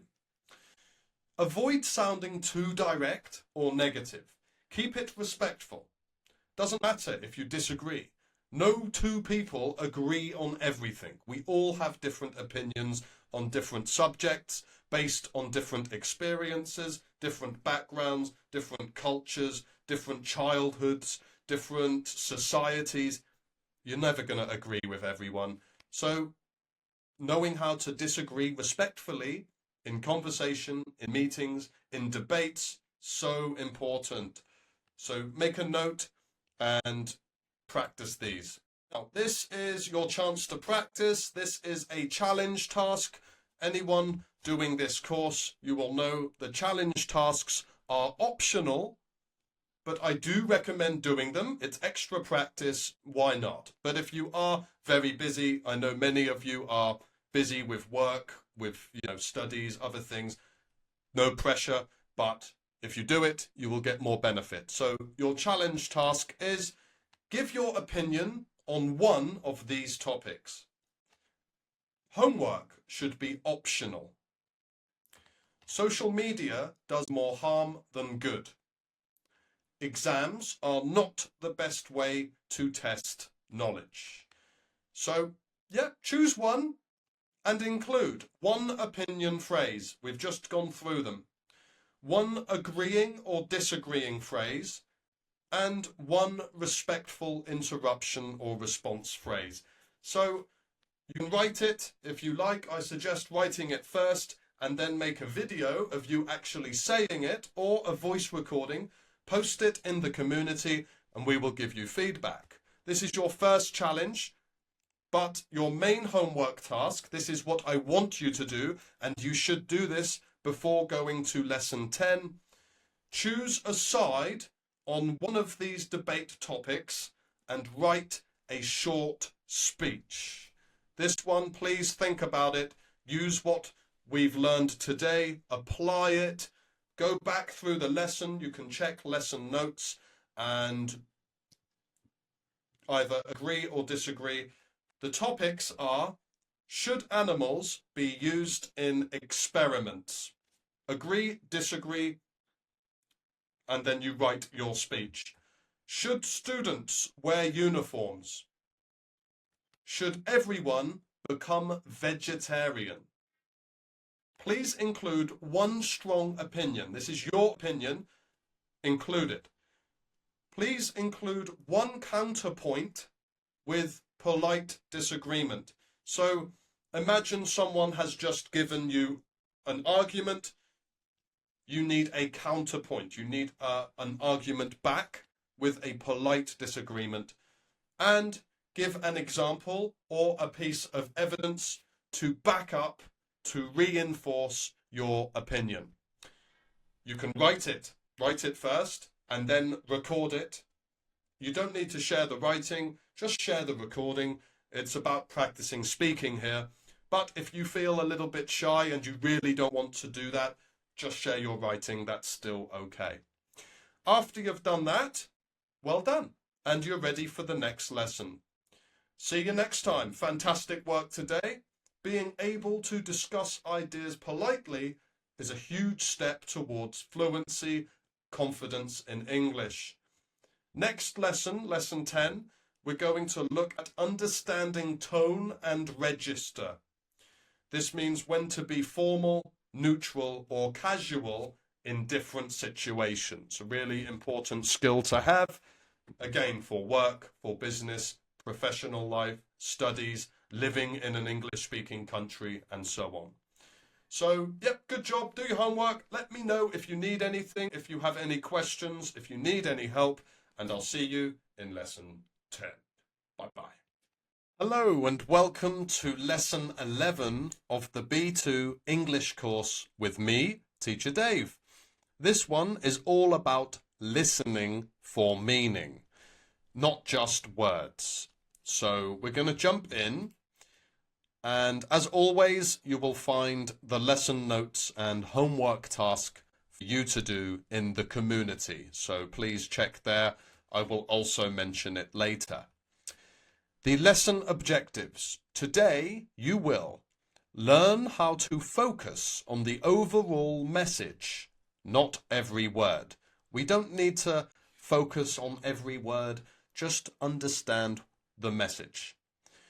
Today you will recognize tone, intent, and key ideas in spoken English, and practice techniques to improve your listening confidence.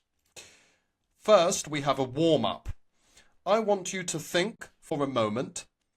Have you ever understood the words but missed the meaning of what someone said? So someone was talking, you understood the words, but you just didn't quite understand what they were talking about or what they said. What happened? Did this happen at work, at school, with someone you know, like a friend or family member? What happened? And think, why do you think this happens? Why do you think this happens? Think for a moment and we will go to the next slide. Now, don't focus on every word. It's so important. Don't focus on every word. If you start to focus on all of the little words, you will get lost and overthink and you will hesitate. Examples. I missed a word, so I'm lost. No. I heard enough to understand the message. You don't need to understand 100%.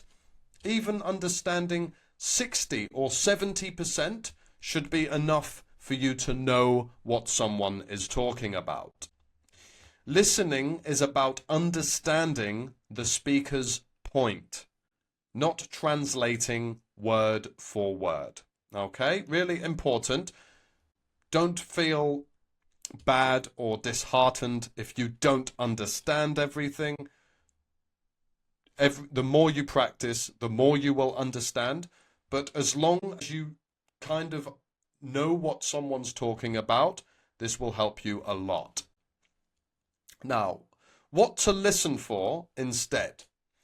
Examples. Main idea. What's the main idea of what someone is saying?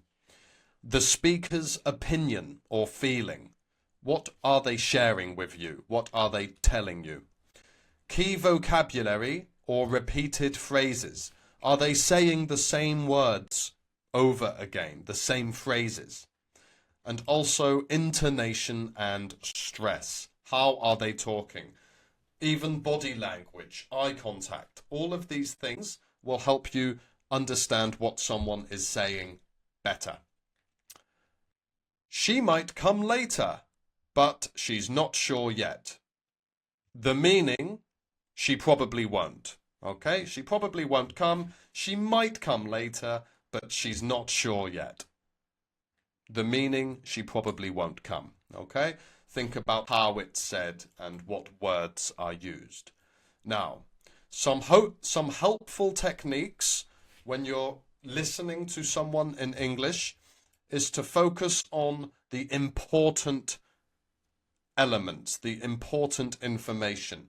Focus on who, what, when, and why.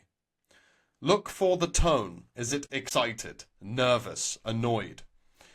Guess missing words from context.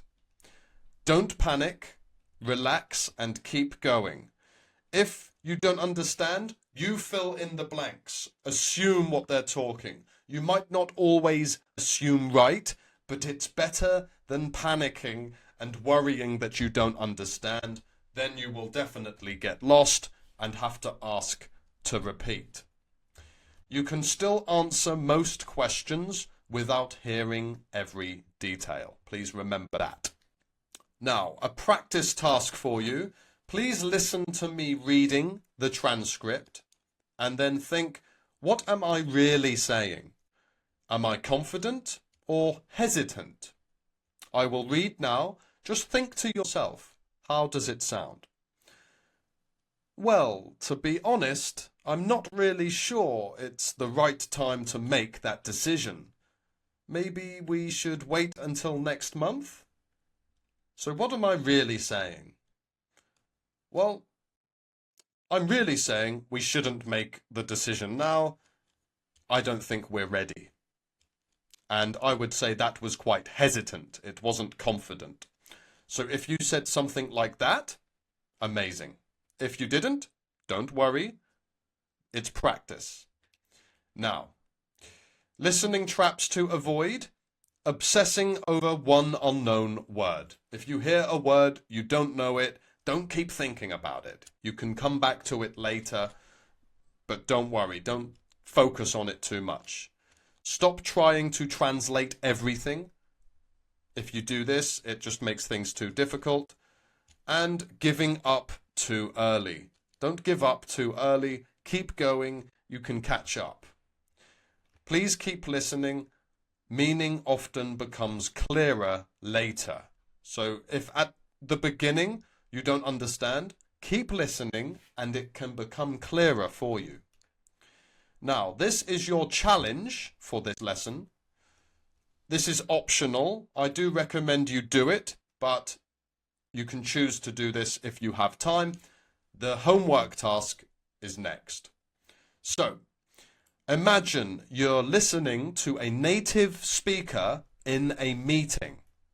Please write 3 sentences they might say, what they might say. Or write 3 sentences they might say. Then explain what each sentence really means. So just think, what would a native speaker say in a meeting? And then explain what they mean. Example: that's an interesting idea. The meaning? Maybe they don't agree, but they're being polite. Okay? Please do this. Think of 3 and write it in the community as homework. Excuse me. So this is challenge task 1. Now for your homework, please choose a short video or podcast. 2 to 3 minutes is okay. Write: what's the main idea? What's the speaker's opinion or tone?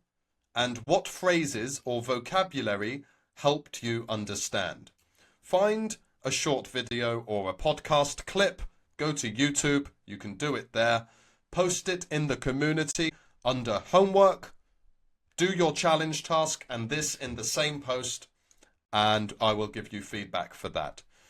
Optional, you can also share a sentence that confused you and explain what you think it means, and I will tell you if you are right. Please do that. When you're done, you can go to lesson 12. See you next time. Nice work, and yeah, listening for meaning is a superpower. The more you practice, the easier it gets. In the next lesson, we will talk about storytelling with emotion. How to make your stories more powerful and memorable. So, see you in the next lesson. Looking forward to your homework. Good luck. Hello and welcome to lesson 12 of the B2 English course with me, Teacher Dave. This one is all about storytelling with emotion. It's great if you can tell stories, but it's not as powerful if you can't add real emotion to your storytelling. So we're going to go into detail in this today. Our objectives are: learn how to tell personal stories that connect emotionally. Use tone, body language, and emotional vocabulary. Practice creating engaging stories that others remember. It's a great skill, whether in business, in life, wherever you are. If you want to connect with people, to network, to make a good impression, being able to tell stories like this can be such a useful skill. So, here's your warm-up. I want you to think of a story that made you laugh or cry. So really you're thinking of a story that was emotional. Emotional enough and impactful enough to actually make you laugh or cry. Think about what made it powerful. What about it was different? Was it the words? Was it the tone? The feeling? Was it the way someone said it? Was it more the context?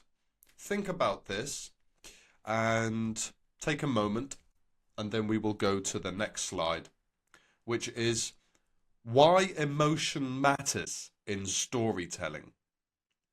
So, emotion helps people connect with your story. It makes your message more memorable.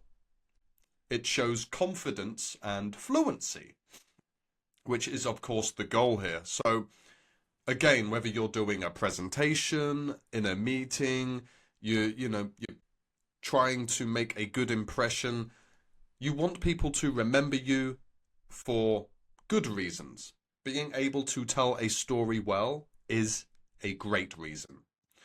A good story isn't just about what happened. It's about how it felt, how it made the other person feel. So, some expressive language, emotions and reactions. We can use powerful adjectives and reactions, such as, I was shocked, I was thrilled, heartbroken, embarrassed. These are powerful emotions that people can relate to. People know these feelings. So if you use these powerful words in a story, you can evoke a powerful response. My heart was racing, boom, boom, boom, boom, boom, boom, boom. Using very descriptive language to have a stronger impact. You could tell a story using more simple words, and you would still say the same things, but it wouldn't have the same impact than using more just descriptive, emotive vocabulary. I couldn't stop laughing. I wanted to cry. It was the best moment of my life, or the worst moment of my life. These are very powerful. Now, use tone, face, and hands. Voice. The voice is really important. You don't want it sounding like the same thing all the way. That's not very good. We want to make it, we raise our voice when we want to build, or actually we could lower our voice to build suspense, and we could raise our voice when we want to emphasize something. This can show excitement or fear. Very powerful. Face. Show emotions. If you're there in person, you want to facial expressions, eye contact, all of these things, smile, frown, surprise. Use your hands, especially, body language is a huge element of communication. Using your body and your hands to help you in a story can be very effective. Here, listen to how I say this, and maybe you can try saying it after. I opened the door, and suddenly, bam! The dog jumped out. Think about how I said that. I opened the door, raise, pause, and suddenly, bam! Raise voice, boom! The dog jumped out. Okay, and it's just, again, I'm sure in your native language it's similar, but in English, we're practicing. So this is the 3-part emotional story framework. It's so simple, but effective. Just remember the setup. This is introducing the situation. Where, when, who. The emotion. What happened? How did you feel? And then the reflection. What did you learn, or how did it end? For example, I was so nervous before my speech. The setup. So we've got the setup. Where? Doesn't say. When? Before my speech. Who? Me, I. The emotion is here. Nervous. But after it, the reflection, I felt proud and confident. Setup, emotion, reflection. Now, here's your challenge. Remember, if you are now doing this and you've done the first 11 sessions, this is optional, but I do recommend that you do it. The challenge task is to tell a 5-sentence story that includes a strong feeling, an emotional reaction, one piece of expressive vocabulary. A bonus is try saying it aloud with emotion, even if no one's watching. We want you to build confidence, to build fluency. Start speaking. Do it in front of a mirror. Do it, make a video. Whatever you need to do, say it. And then you can post it in our community and we will give you feedback. Now, your main homework task is to write or record a short story about one of these. Use the 3-step framework where you set it up, you add the emotion, and then you reflect. Think about the tone, think about the vocabulary, and also your body language. Use your hands, facial expressions, all of that. This will make it a more effective story. So you can do a time you were scared. Any time in your life where you've been frightened, tell a story. What a great topic to include emotion to. A moment you felt really proud. That's a really nice one. And a funny thing that happened to you. So just choose one. Include at least 3 emotional expressions. And make sure you use body language suggestions like I smiled so wide my cheeks hurt. Okay? Use at least one of those, I think, in your speech to just add some extra flavor. And if you like, you can add one photo to help describe the moment. So I recommend you making a voice recording or a video. A video is better. And put it in the community and we will give you feedback on how it sounded. Not just the English vocabulary, but also the body language, the facial expressions, and so on. Put it in there, we will give you feedback, and of course, if you need any help, just drop me a message, and I'm only a message away. Now, well done. Remember, great storytelling brings your English to life. This is not just for fun, even though it is fun, it's actually to make you a more effective English speaker. And next time, we're going to look at using conditionals in real life, how to talk about possibilities, regrets, and future plans with if. So that's enough. Do your homework, do the challenge if you like, and I will look forward to seeing those. Have a wonderful day. See you in the next lesson. Welcome back to the B2 English course with me, Teacher Dave. This is lesson 13. And today we are going to look at using conditionals in real life. So let's look at our objectives. Today you will understand the 4 main types of conditionals. You will learn when and how to use them in everyday English.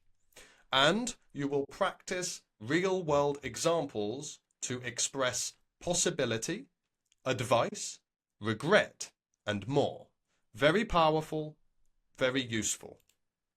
Before we do, as always, we want to warm up and start thinking. Please try to think in English. Complete the sentence. If I had more free time, I would what? Say it out loud. You can pause the video, just say it. If you're in a place where you can't really talk, say it in your head. If I had more free time, I would blah, blah, blah, blah, blah, blah, blah. Say it. And then, what does this sentence mean about your current situation? Does it mean you are not spending the time you have wisely, or are you too busy? Whatever it might be. Just think about the context of what you said. After you've done that, we can move. Now, let's look at what are conditionals. A conditional sentence shows a cause and effect, often with if. So, it talks about either real or unreal situations or past, present, or future possibilities. A couple of examples are If it rains, I'll stay home. If I were you, I'd take the job. These are conditionals. Okay, so the four main conditionals are, we have the types: zero conditional, first conditional, second conditional, third conditional. The use of each. So we use the zero conditional to talk about facts and general truths. First conditional is real future possibility. Second is unreal or imaginary present. And third conditional is past regret. Example sentences are zero conditional. If you heat ice, it melts. It's a fact. If I see her, I'll say hi. This is real future possibility. If something happens, something will happen. Second conditional is unreal or imaginary present. So if I had a car, I'd drive to work. It's unreal, it's imaginary. I don't have a car, but if I did, I'd drive to work. And third is past regret. If I had studied, I would have passed. So it's something that you wish didn't happen in the past. So if blah, blah, blah, I would have blah, blah, blah, or she would have blah, blah, blah. Okay? Hope that's clear. All of this will be in the lesson notes beneath the lesson in our community. You can revise it there. But of course, I always want to emphasize, if you have a notebook, you can make notes. It's always really useful to review and practice later. So form and use. The first conditional, this is the grammar. So if plus present simple, comma, will plus base verb. For example, if it rains tomorrow, we'll cancel the trip. Use it for future situations. Form and use of the second conditional. If plus past simple, comma, would plus base verb. Don't worry, that might sound like alien language to some of you. Like, I understand it's very technical, but it's just for some people like to really understand the grammar. I can appreciate that as a teacher. And just the important thing is to know the example sentences, okay? So if I were rich, comma, I'd travel the world. If something, something. Use for imaginary or unlikely present situations. Now, third conditional, if plus past perfect, would have plus past participle. So, example, if I had left earlier, comma, I wouldn't have missed the train. Used to express regret or something that didn't happen. And some common mistakes to avoid is if I will see him. No, don't say that. A lot of students might say it like this. Keep it true to the grammar. If I see him, I'll talk to him. Comma, I'll talk to him. The comma's, of course, important in reading and writing, but if you're speaking, don't say if I will see him. No, if I see him. Another one is if I would have known. If I had known, I would have. Okay, these are quite common, subtle, but you can improve just by noting these down. Use the correct tense, not double would or will. So, okay, so you don't need to have would, or had. No. You can use would and had, or had and would, but don't use them together. It just doesn't sound right, although I would understand you if you said it. Now, write or say one sentence for each conditional. This is your challenge task. It's optional. I recommend doing it. Your main homework task is on the slide after this. But the challenge for this is you've got zero, truth, first, real future, second, imaginary now, third, past regret. Please combine two in a story. Nice and simple. Think of a story. It can be real or even a memory or something. Just combine two. If I had woken up on time, I wouldn't have been late. If I'm late again tomorrow, my boss will be angry. Good example. You do one and you can write it, or you can even make a video or recording of you saying this and we will give you feedback. And your main homework task is to choose two of these prompts and write short answers. So, if you could live anywhere, where would you live? Use the second conditional. If you had studied something else, what would it be? Use the third. If it's sunny this weekend, what will you do? First conditional. And if you touch fire, what happens? Zero conditional. Use full sentences, choose two, and record yourself explaining one of them as well. So you can write two, you can write it, take a picture, post it in the community, you can type it out. I just think typing it's easier, but if you like taking pictures of writing, that's also okay. And please do record one if you are able to. You're getting speaking practice, and we will give you feedback on that. And that's great. You know what to do, guys. Post it in the community. If, for whatever reason, you're not watching this in the community, you can come and try for free. You can do this lesson, and it's homework, and we will still give you feedback and be very happy to help you improve your English. But amazing job. Just know that conditionals help you express possibilities, regrets, advice, and dreams. So just practice this, take your time, there's no rush. After this, do your homework, and then you can go to the next lesson, which is making recommendations. How to suggest things naturally and clearly in conversation. So that's it. Thank you. Have a wonderful day. Do your homework. I'll see you in the next lesson. Bye-bye. Good day, wonderful people. This is lesson 14 of the B2 English course with me, Teacher Dave. This one is all about making recommendations naturally. We really want to get you to that more advanced level where English just comes naturally. It flows very smoothly.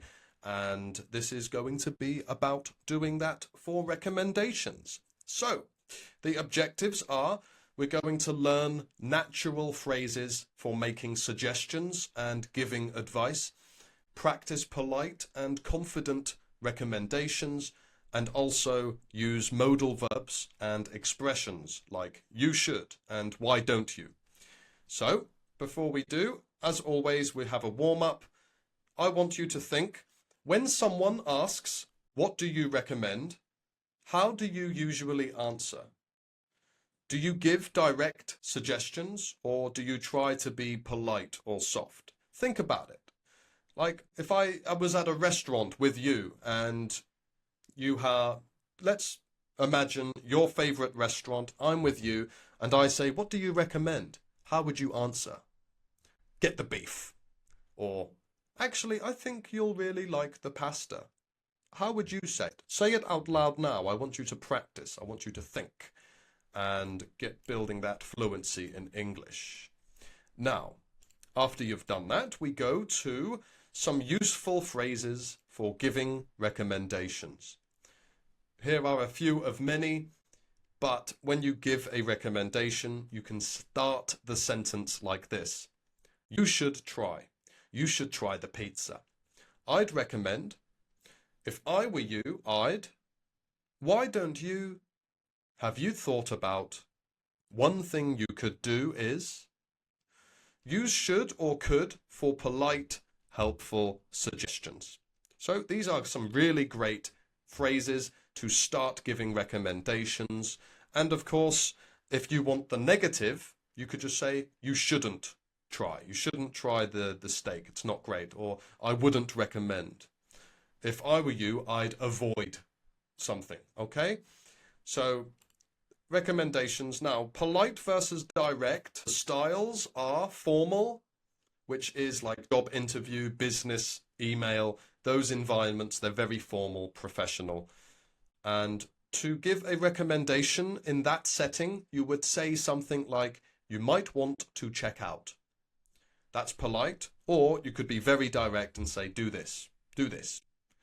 Neutral, somewhere in the middle, it's like speaking to a stranger. It's not very formal, but it's still not very informal. It could be a classroom with classmates. I'd recommend going to this one, or go to this place, to be more direct. And informal, friends, texts, casual chat. It could be a good idea to do something, that's polite, or you've got to be direct and say you have to try that burger in that restaurant, okay? It's just a few examples, but we've got polite, it's nice, direct is just straight to the point. Politeness really matters in English, especially with strangers or informal settings. So, real world scenarios, what would you recommend? So, a friend wants to learn English faster. What would you recommend? Well, you could say, if you want to improve fast, I'd suggest joining a daily speaking group, like the community we have. If they want to learn English fast, Wonderful World English, I recommend. Well, how about if a tourist asks for a place to eat in your city? You could say, why don't you try the little Thai place near the river? Or how about someone is stressed at work? What would you say to that? I want you to think about it. Maybe you can write it in the comments, or you can put it as your homework first submission in the community. Now, here are some modal verbs for advice. Should is strong advice. You should do it. I'm strongly advising you to do it. Could is softer, it's more polite. You could go to the gym later. It's advice, but it's softer. You might want to. It's just a gentle suggestion. You might want to watch this movie later, or you might not want to watch this movie later. And would recommend. It's formal or friendly. I would recommend this pie. Now, you should take a break, or you might want to talk to your boss.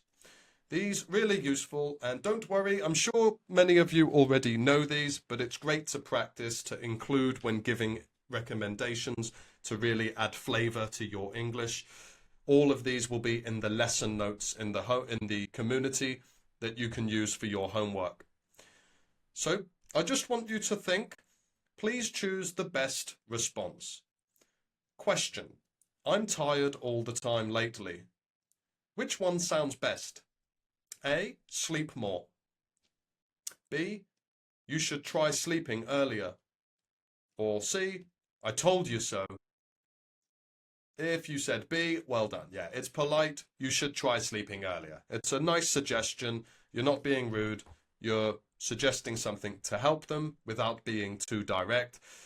I told you so is just rude in English. You can say it as a joke, but if someone said something and and then something like the thing they warned you of or said would happen happens and you didn't believe them and they go, I told you so, that can be annoying. Now, yeah, it's B. Well done if you got that. It's polite, helpful, and natural. You should sleep earlier. Or, let me say, you should try sleeping earlier. Now, here's your challenge task. Optional, I recommend doing it, but hey, there we go, recommend in a lesson of recommendations. But this one is optional. The main homework task is after this. You can put them both together. And also the first thing I asked you to do, you can do in one post. We will give you feedback. But please give a recommendation in 3 or 4 sentences. Use at least 2 different suggestion phrases. Choose a topic. Could be food, learning English, learning a different subject, health, travel, whatever it is, give a recommendation. And use at least 2 different suggestion phrases. We went and covered these earlier. An example, I'd definitely recommend going to Chiang Mai if you visit Thailand. You could take a cooking class or explore the temples. It's relaxing and full of culture. You could, I'd definitely recommend. Here are 2 suggestion phrases. I want you to do the same. After that, here's your homework. Write a message or short paragraph responding to these situations. A classmate asks how to study grammar effectively. A friend wants ideas for a relaxing weekend. A colleague needs help preparing for a presentation. Please include 3 different suggestion expressions and at least 1 modal verb for advice. Optional but recommended again. record yourself giving one piece of advice aloud. So this one is about writing. You can type it, you can write it, take a picture, put it in the community. Please tell us it's the B2 course lesson 14, so we know, and then we'll give you feedback. But if you can make a video or a voice recording of you saying it, that's much better.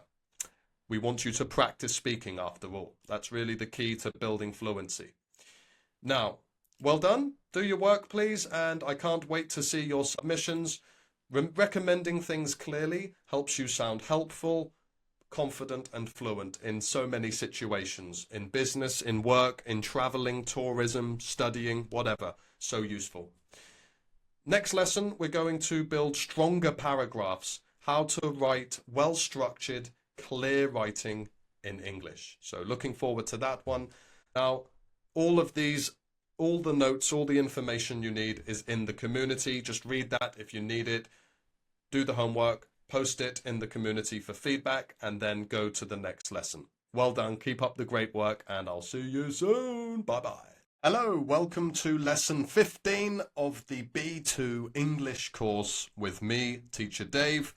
This one is all about building stronger paragraphs. Really important for your writing, but also speech. If you can write it, you can think it, you can speak it. So as always, if you have a notebook, make notes. If you are in the community, you will find everything you need. So today's lesson objectives. Today you will learn how to write clear, well-organized paragraphs. Understand the structure, topic, sentence, support, and conclusion. And you will practice improving fluency and logic in writing. This is B2. We really want to push to C1. So you're going to really want to start thinking about your fluency and logic when you write and speak. Now, here's a warm-up. I just want to think, what makes a paragraph easy or difficult to understand? What do you think? What makes it difficult or easy?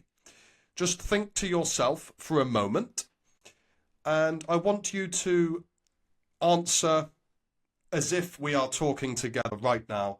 Have you ever written a paragraph that felt messy or unclear? Just think about an example. In English, of course. Think about that time. Why was it unclear? Was it the grammar? Was it the vocabulary, the punctuation, spelling? What was the problem? Have a think. And after you have, we can go to the next slide. And let's just define, so we are clear, what exactly is a paragraph? Well, a paragraph is a group of sentences about one idea. It usually includes a topic sentence. So this is really the statement. It's like you could summarize your point in one sentence, and it introduces the topic. What is your idea? What's the idea? Supporting details. So you're basically adding more information to support your idea. Then you would give an example or explanation, or maybe a quote in an essay. It's just adding more support to your idea. And then a concluding sentence which brings everything together and wraps up a paragraph. The concluding sentence isn't as important, but depending on what you are writing, you can include this. Just think of it as a mini essay with structure. Paragraphs are just like mini essays, really, and having this structure will really improve your English writing. So, strong topic sentences start with a clear idea. For example, one reason people love travel is the sense of freedom it brings. It's clear, it's direct, it's simple. Notice there's not any fancy vocabulary here. We're not trying to be really fancy. We just want to be clear. This is so important when speaking and writing. Another example, learning English opens up many opportunities around the world. Again, it's a statement, it's an idea. You can be specific and direct. Avoid vague starters, like there are many things, blah, blah, blah. No, be clear, be direct. Each paragraph is a different idea. You don't need 5 ideas in one paragraph. It's too much, it's unorganized. It will make for a bad paragraph. Now we have supporting details. Good support gives depth to your idea.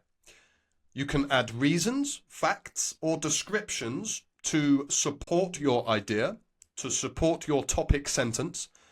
And it's also good to use linking words that links ideas together or links sentences together, like also, because, for example, in addition. An example is travel allows people to escape daily routines. It also helps them experience new cultures and ways of thinking. So you're backing up the topic sentence, and we're talking about travel and why it's good. And this one is talking about daily routines, also experiencing new cultures. So this is a good supporting details. And now we can add an example. Examples add proof to your idea. There are really good support, especially if you are trying to convince someone of something. You want to have an example. They make the writing clearer and more real. For example, when I visited Italy, I learned basic Italian to talk to locals. Real life example. It can be your experience or someone else's experience, but use examples in your writing. Real stories or specific cases bring your paragraph to life. Now, a conclusion sentence, wrap it up. A final sentence can summarize the idea, give a final opinion, and create a strong ending. For example, that's why I believe travel is one of the best ways to grow as a person. You're wrapping it up, you're tying it together, and it just leaves the paragraph finished. Really good. Now, paragraph practice. Fix this paragraph. I want you to fix this. People like food. They eat food every day. Sometimes they cook food. Food is good. You can make this better. I want you to do this now. Pause it. You can write it down, or if you prefer, just say it. But think about the topic sentence, the support, an example, and conclusion. If you are in the community, put it in the homework section. We will give you feedback. Or if you are on YouTube, do it in the comments. Rewrite it into a strong paragraph with structure. You can do this now and pause the video. When you're done, let's go to the next slide. 3, 2, 1. Now, this is your challenge. This is optional. I recommend doing it. Your main homework task is on the next slide. But I want you to write a paragraph, 5 to 6 sentences using this structure. Topic sentence, 2 supporting details, 1 example, and a conclusion. Include the conclusion. Choose a topic. You can choose one of these or a different one, but these are just some ideas. Learning English. Write a paragraph about learning English following this structure. A hobby you enjoy, or a useful app or website. Do this, post it in the community or in the comments. We will give you feedback. And now this is your main homework task. This is required. Please do this, and then you can go to the next lesson. This one is to write a strong paragraph answering this question. What's one thing that has changed your life? Answer this. Please use the topic sentence, 2 supporting points, 1 real example from your life, and a clear sentence structure and linking words. Post it for feedback. Or if you want speaking practice, which I recommend, make a video, make a recording, post it in the community. We will give you feedback. I want you to speak. That's the true reason why we learn, is to connect and communicate, not just listen. And once you've done that, excellent. Excellent work. Strong writing begins with strong paragraphs. Whether it's emails, messages, writing stories, essays, academic texts, whatever it is. If you can write clear, strong paragraphs that show your ideas clearly and directly, your English will get much better. Next, we are going to do natural English connectors. So how to link your ideas and sound fluent in speech and writing. So that's very exciting. Do your homework, do the challenge, and you can also correct the sentence I give you. Do all of that. That's your homework for today, and I will see you in the next lesson. Bye-bye. Hey, welcome back. This is lesson 16 of the B2 English course. I'm Teacher Dave, and this one is all about natural English connectors. So make sure you have your notebooks, get a pen, make your notes. If you're in the community, you can read the notes and do your homework there. So let's jump in. Today's objectives are to learn common connectors for linking ideas clearly. Really important for speaking and writing. Next is to practice using connectors in speech and writing, and then improve the flow and logic of your English. We will do this, and before we do, I want to do a warm-up. Just think for a moment, why do we use words like however, because, and for example? Just think, why in English are these words so important? And what happens if we leave them out? What does this do to our language? Well, if you think it would just make things less clear and the ability to bring more than one idea together would be less efficient. These words are connectors, so they bring ideas, thoughts together. Really powerful, really important in language. Now, what are they? Well, I just said, let's go again. Connectors, or linking words, join two ideas or sentences together. They help add information, contrast ideas, so two different ideas, show cause and effect, and also give examples. So really important. And some common connectors by type are adding. So if you want to put something on top of an idea, maybe to support it or to strengthen it, you would have and, also, in addition, as well as, for example. Contrasting is when you have one idea but then something that kind of disagrees or contrasts with it. But, however, on the other hand, although. And then giving reasons. Because, since, as. Showing results. So, therefore, as a result. And giving examples. For example, such as, for instance. Now, these are just some of many examples, but they're really good to know for the different situations you might need them. Now, some examples in action, very simple, but important to understand. I love traveling because I meet new people. She was tired, however, she finished her homework. You can visit many cities in Europe, for example, Paris and Rome. He forgot his umbrella, so he got wet. Linking words. These words might seem simple. They are so important. They're bringing ideas together. Now, speaking naturally with connectors, use connectors to sound fluent. So, pause briefly before and after. Let me just explain. Pause just means take a break. So if I say something, I like eating pizza because, and then it's delicious. I take a quick break before and after I say the connector word. Doesn't have to be a long break, just a quick break to emphasize the word. Sounds more natural, sounds more fluent. Use a variety. Don't just always use the same words. And, but, so, because.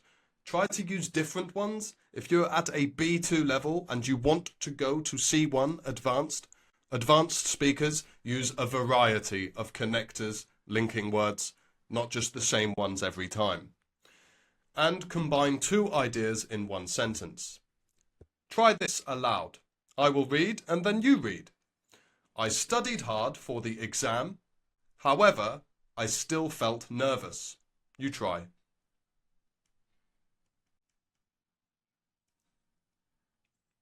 Maybe try one more time.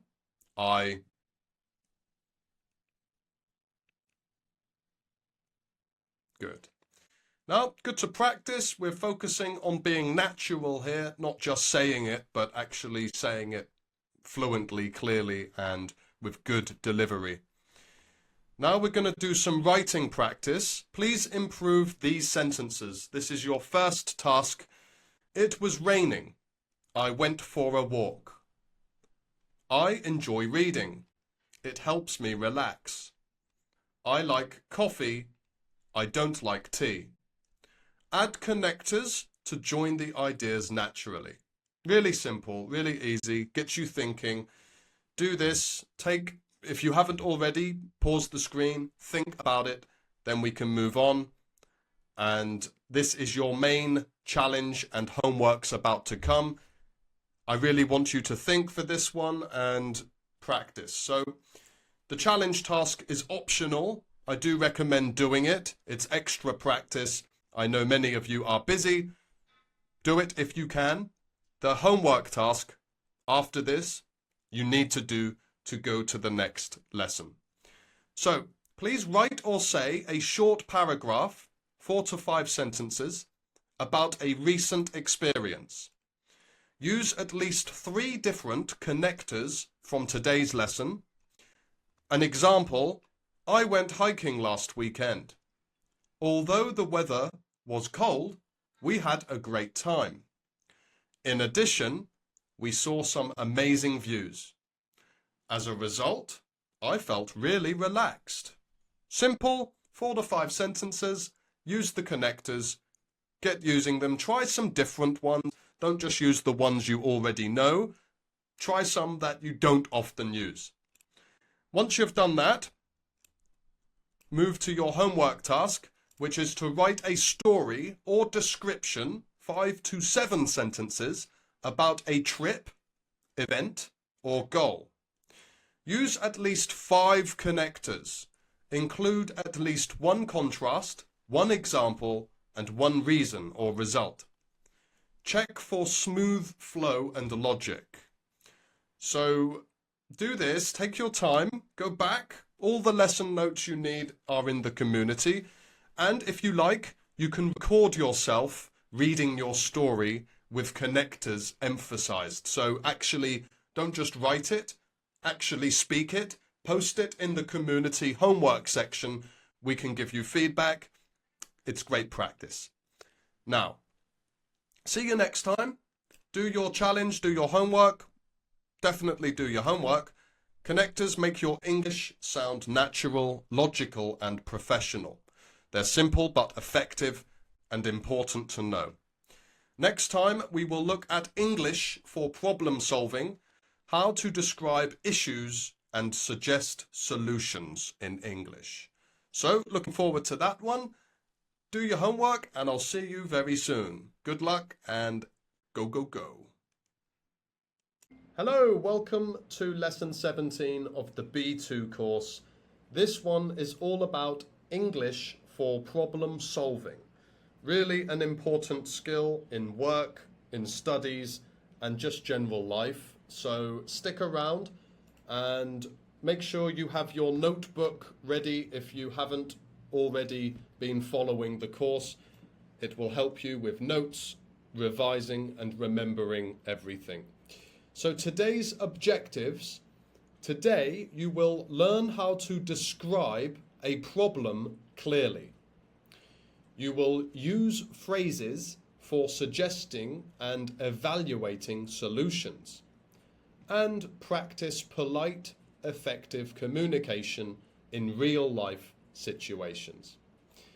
So, before we jump in, here's a warm-up. I want you to think for a moment. Try to do this in English. What's a small problem you've had recently? Could be anything small. For example, a tech issue. Maybe your phone's screen broke. Maybe a travel delay. Maybe you missed a bus or something like that. Think for a moment, when you have one in your head, think, how did you explain it to someone? How did you say it? What kind of language did you use? Now, if you didn't do this in English, think about in your language. Just think, how did you explain it? What kind of language did you use? Have a think, and then after you've got an idea, you can move to the next slide.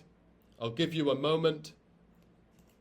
Let's go. So, here is how we describe the problem in English. First, useful phrases. These are great to have if you are in a situation and you want to describe a problem. You can say, I'm having trouble with. I'm having trouble with my phone. I'm having trouble with the door. Whatever. It's I'm having trouble with is a good way to describe. There seems to be an issue. Something isn't working properly. I don't know what went wrong, but. So these are just 4 of many ways you can describe a problem. Don't overthink, just focus on these and try to include them within your language. I will give you a homework task in a moment where you can practice these for review. So make sure you are clear and specific. Avoid vague explanations like it's broken. It's too vague. You want to describe it with more detail and clarity. So, suggesting a solution. If someone comes to you with a problem, here are ways you can suggest, you can offer a way to fix it. You can try these expressions. Why don't we do this? We could try this.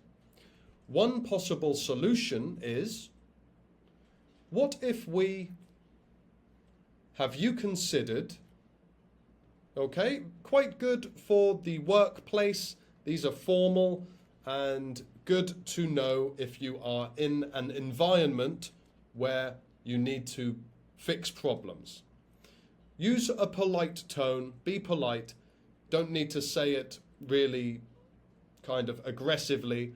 Just, why don't we? We could try. And especially in a group or a work setting, these are really good to know. So, responding to suggestions, you can agree and say, that sounds like a good idea. Yes, that might work. Let's try that. Or you can disagree and say, I'm not sure that would help. That's a good idea, but maybe we should consider another option. Okay, so you've got agree and disagree. All of these will be in the lesson notes in the community, so make sure you use them to practice. Here is an example dialogue, a situation where the laptop won't connect to Wi-Fi. We have 2 people, person A, person B. Person A says, I'm having trouble with my internet. It won't connect. Person B, have you tried restarting the router? A, yes, but it didn't work. What if we check the network settings? B, that could work. let's try it. You can break it down. Problem, introduce the problem, offer a suggestion, give a response, and then a plan. Very simple. Follow this structure. This can help with solving problems in any language, but of course we're focusing on English today. So, here are some vocabulary to learn. These are words to describe common problems. Connection. The Wi-Fi has a bad connection. Delay. There is a delay on my computer. Error, which just means it's like a mistake, error, something isn't working. Confusion, issue and mistake. Some verbs you can use are fix, solve, deal with, handle, restart, replace. Use these naturally when describing technical, personal or work-related issues. So, now this is your challenge task. I know that's a lot. I went quite fast. Don't worry. Use the notes. Go back and watch it again if you need. But this is the challenge. This is optional. You can do it if you want. The main homework task is on the next slide. So, I want you to choose a situation and create a short dialogue, 4 to 6 lines. Just like this, A, B, A, B. And these are the situations. Your phone won't charge. A friend missed a group meeting, or you are having trouble uploading a file. Please include a clear problem, one suggestion, and one polite response. Do this, write it down, you can type it or even make a video of you talking, post it in the community, we will give you feedback.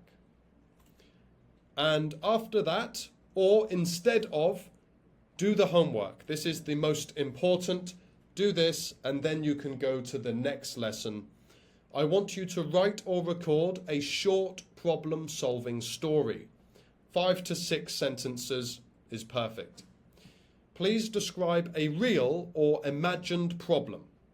You can choose one of these. Explain what you did or what someone suggested and then share the result. So, example starter. Last week I couldn't log into my account. I contacted support and they suggested resetting my password, and then keep going. So you do this, take your time, follow the notes, use the vocabulary, use the phrases I showed you today, try writing it and recording it, really speak, get your fluency built, and we will give you feedback after you do that.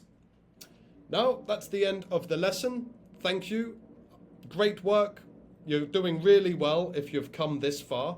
And just know that being able to describe problems and offer solutions clearly is a key part of fluent communication. Next time, we will look at job interviews in English and how to talk about your experience, skills, and goals with confidence. Really important. You don't want to miss that one. Do your challenge task. Do your homework. I'll see you in the next lesson. Hello, welcome back. This is lesson 18 of the B2 English course. If you have already done the last 17, that's amazing. If you haven't, you can go back and go through them.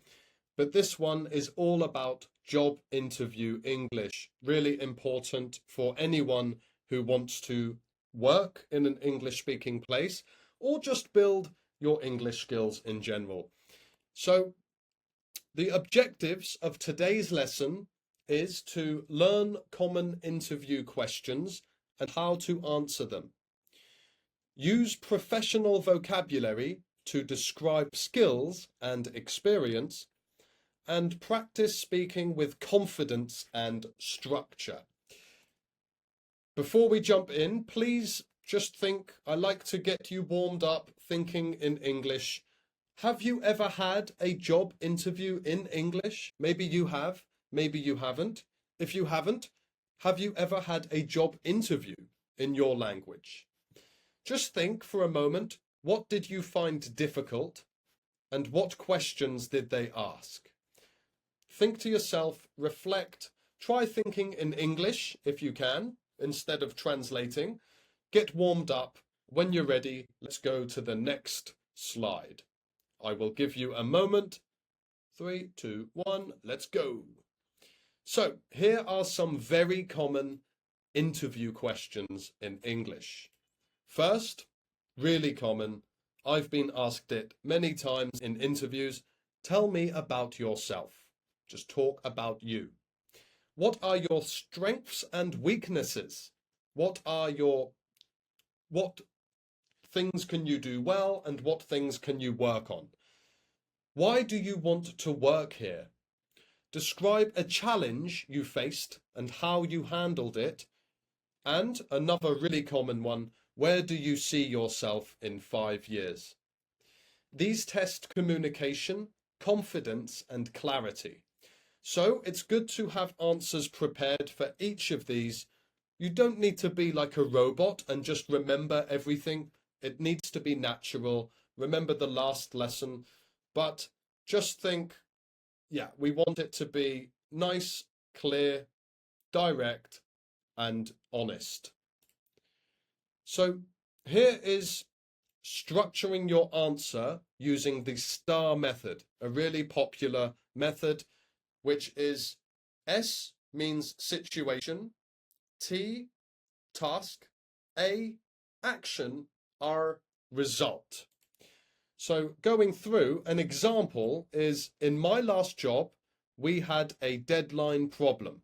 Situation. This is a situation. You are telling the interviewer something or answering his question or her question using this structure. Situation. I had to manage the team's time better. This is the task. I created a new schedule and offered support. Action, something you did, and we finished on time. Result.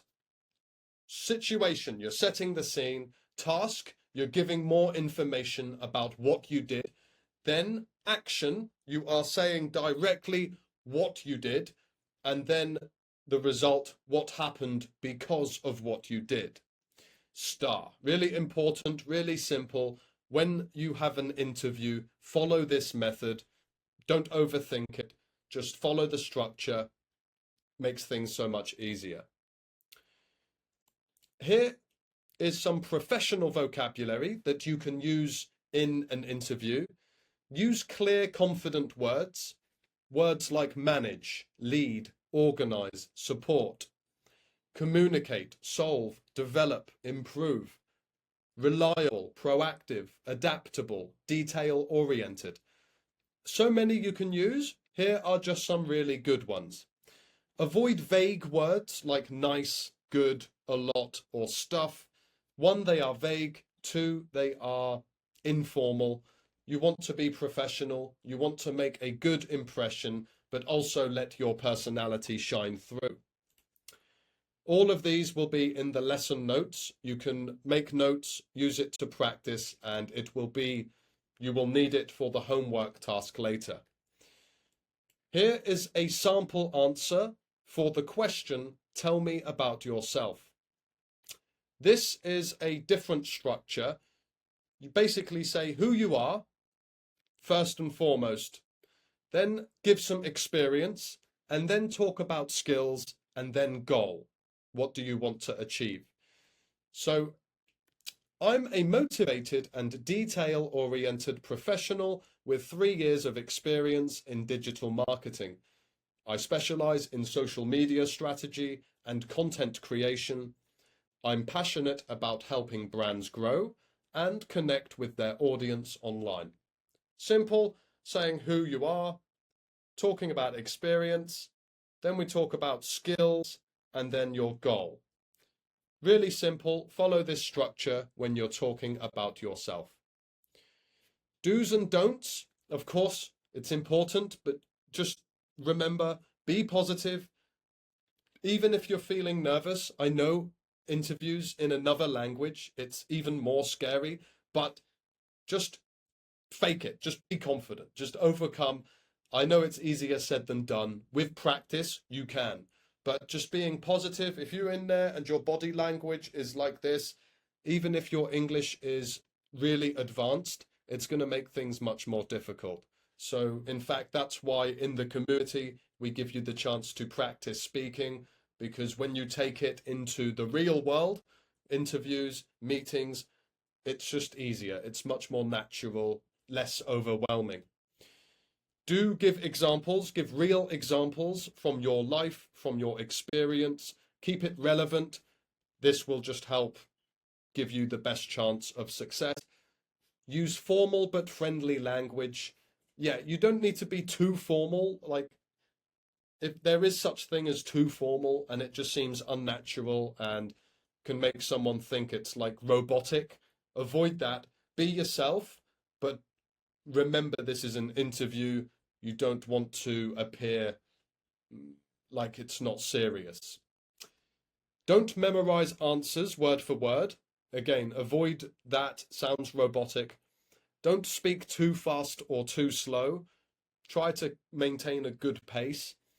And don't speak negatively about past jobs. Even if you had a bad experience, this can plant the seed in the interviewer's head that maybe you cause trouble. Even if you don't, they don't know that. They're seeing it from an employer's point of view. So just speak positive. You don't need to give them all the negative details of every experience. So here's your challenge task. This is optional. Do it if you want. The main homework task is after, but I want you to pick one of the following questions and answer it aloud. Do 3 to 4 sentences. So, what is one of your strengths? Why do you want this job? Tell me about a time you solved a problem. Pause the video, use the star method and answer one question. Don't worry about being perfect. It doesn't exist. Just be clear. Just try to follow the method. When you've done that, play the video and we will go to the next slide. I'll give you a moment. Let's go. This is your main homework. Please write short answers to these 3 questions. 1. Tell me about yourself. What's your biggest strength?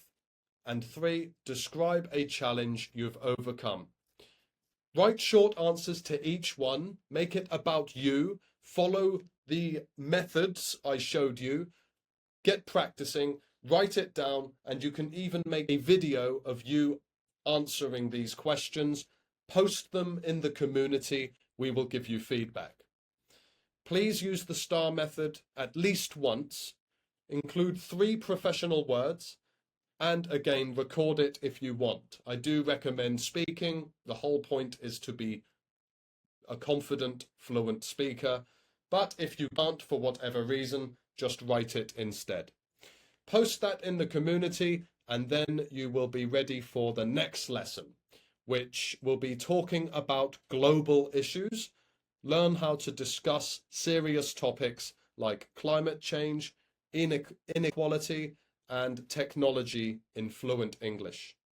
Great job! You're now more confident and ready to impress in any interview. Really well done. You're doing so well. We just have 2 more lessons of this course left, and then we can move on to another. Keep it up. Look forward to your homework, and I'll see you soon. Bye-bye. Hey, welcome back. It's lesson 19 now. You're almost at the end of the B2 English course.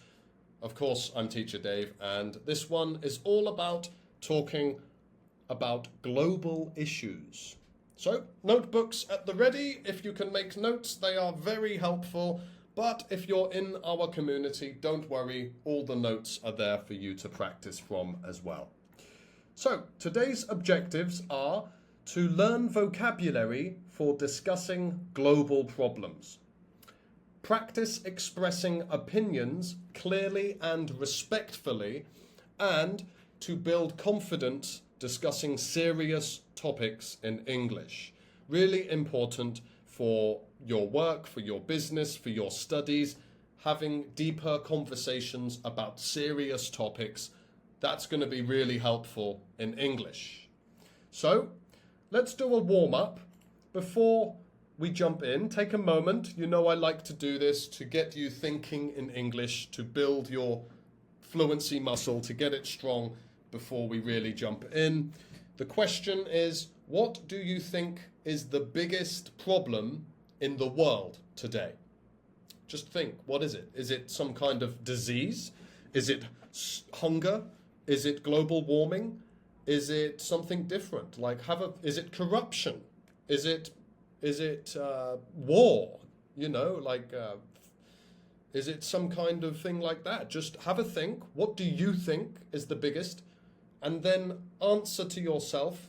Say it out loud if you can. If not, just think it. Why do you think it's important? And can it be solved? Can we fix it? Or is it like no chance? Think for a moment. Pause the video if you need to think for longer. When you have, keep going. I'll give you a moment. 3, 2, 1. Right. So here are some common global issues. You see these a lot in the news. There are many documentaries and information available about all of these issues. The first one, climate change.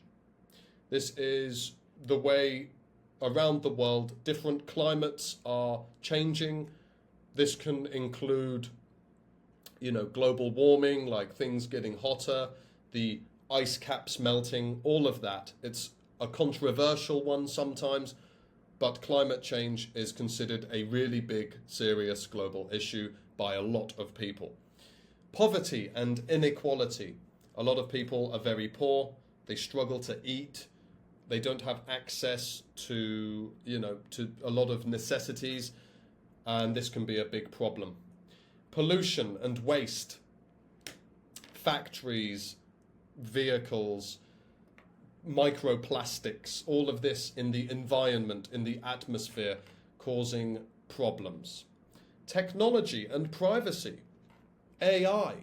We're talking about this. Is this the biggest problem? AI, that it can control all of us if it becomes too intelligent or too powerful. What do you think?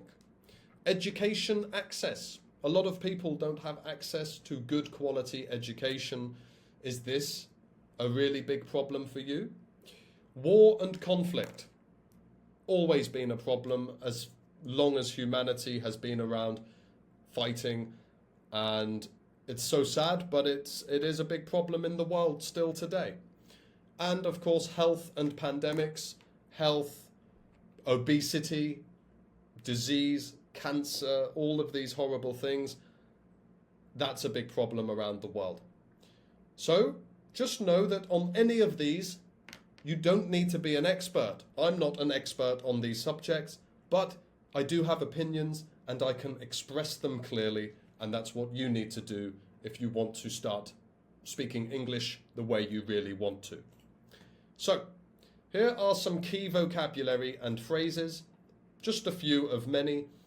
One major challenge we face is healthcare crisis, something like that. This issue affects millions of people. In my opinion, governments should. There's been a lot of progress in. The situation is serious because. And then vocabulary includes global warming, income gap. So this is, some people make a lot of money, some people don't make any money really, and we call that an income gap. A lot of people believe that income gap is just far too big. Mental health, depression, anxiety, stress, mental health, recycling. Like putting your plastic bottles in the recycle bin, not just throwing them on the ground, actually using recycling. It's a good way to, it's just basically don't waste things that we can reuse. Human rights. Many parts of the world, we would say at least in the UK, we consider a lot of places people have fewer human rights. We would say that they have less freedom, maybe, Again, it can be controversial, but human rights is a good vocabulary to know. And data privacy. Is your information safe on the internet? Probably not. A lot of the big companies, they collect your data and they sell it to advertisers and things like that. So, yeah, try to make a note of these, write them down. You will need them for your homework later, or just use the lesson notes in the classroom. So, how to give a balanced opinion. This is a really good structure. So simple, so effective. First, state the issue. Just say what's the problem. 2, share your view, share your opinion. 3, acknowledge the other side. You might not be right, actually. It's your opinion, but we always have to entertain the possibility that we are wrong, because we don't always know everything. We don't have all the facts, all the information. So you should respectfully acknowledge the other side of your opinion and suggest a solution or idea. For example, climate change is a serious issue. Stating the issue. I think we all need to reduce our waste and energy use. Sharing my view. Some people argue that businesses are the real problem, which is also true. Acknowledging the other side, people say businesses are the problem, but individual actions still matter. So kind of suggesting an idea or solution that we should all make an effort, not just rely on the big businesses and companies. So simple structure: issue, view, acknowledge, suggestion. Now, expressions for agreeing and disagreeing politely. Now, you might have someone share an opinion and you just need to say, like, you don't have to agree with everything. You can say it like this: that's a fair point, but I believe blah, blah, blah. I see what you mean. However, I completely agree. Maybe you just completely agree. I'm not sure I agree with that. That depends on how you look at it. So these are just a few of many. Try to use them and include them within your language. It will help you sound more natural. Just remember, tone matters when talking about sensitive topics. The way you speak. Speak softly. You don't need to be angry. That comes off as aggressive. If someone thinks you're aggressive, even if you're right, they don't want to talk to you. So just think about that. Now, here's a mini debate example. We can check the topic and model both sides. So, for example, a topic: should social media be regulated more strictly? Yes.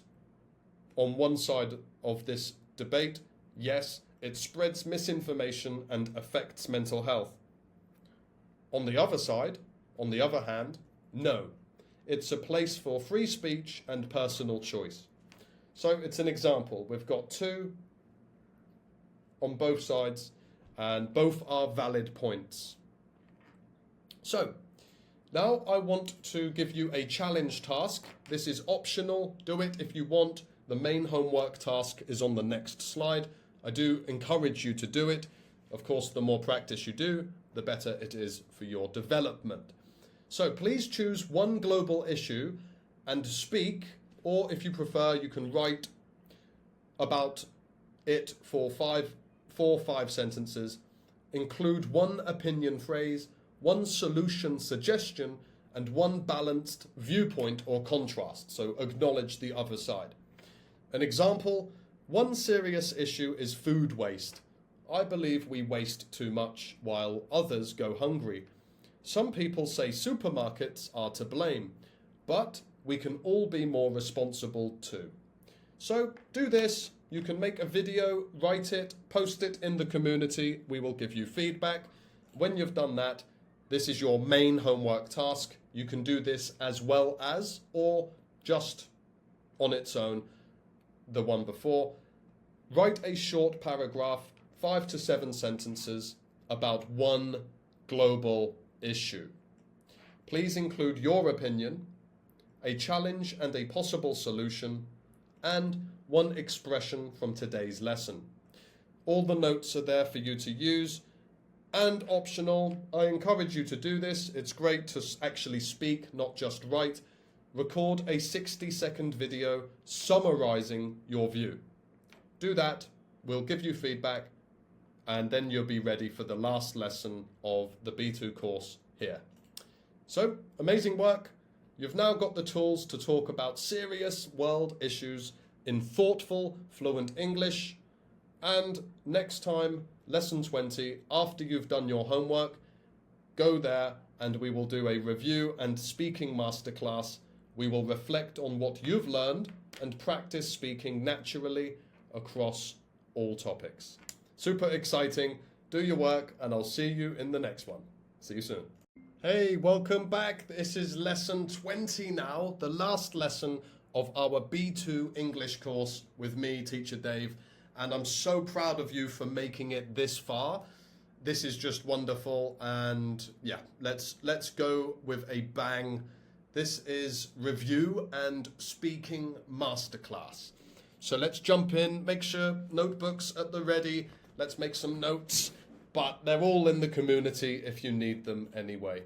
So today's objectives are to review key skills and topics from the course, to practice combining vocabulary, grammar and fluency, and build confidence in your spoken English. Before we do, just have a warm-up. You know, these are great ways to get your brain thinking in English. Just think back to lesson 1. Just think, what has improved in your speaking or writing? Have you noticed something better now than it was when you first started? Which topic did you find most useful? What was the most helpful for you to improve? Just think about it and have a moment.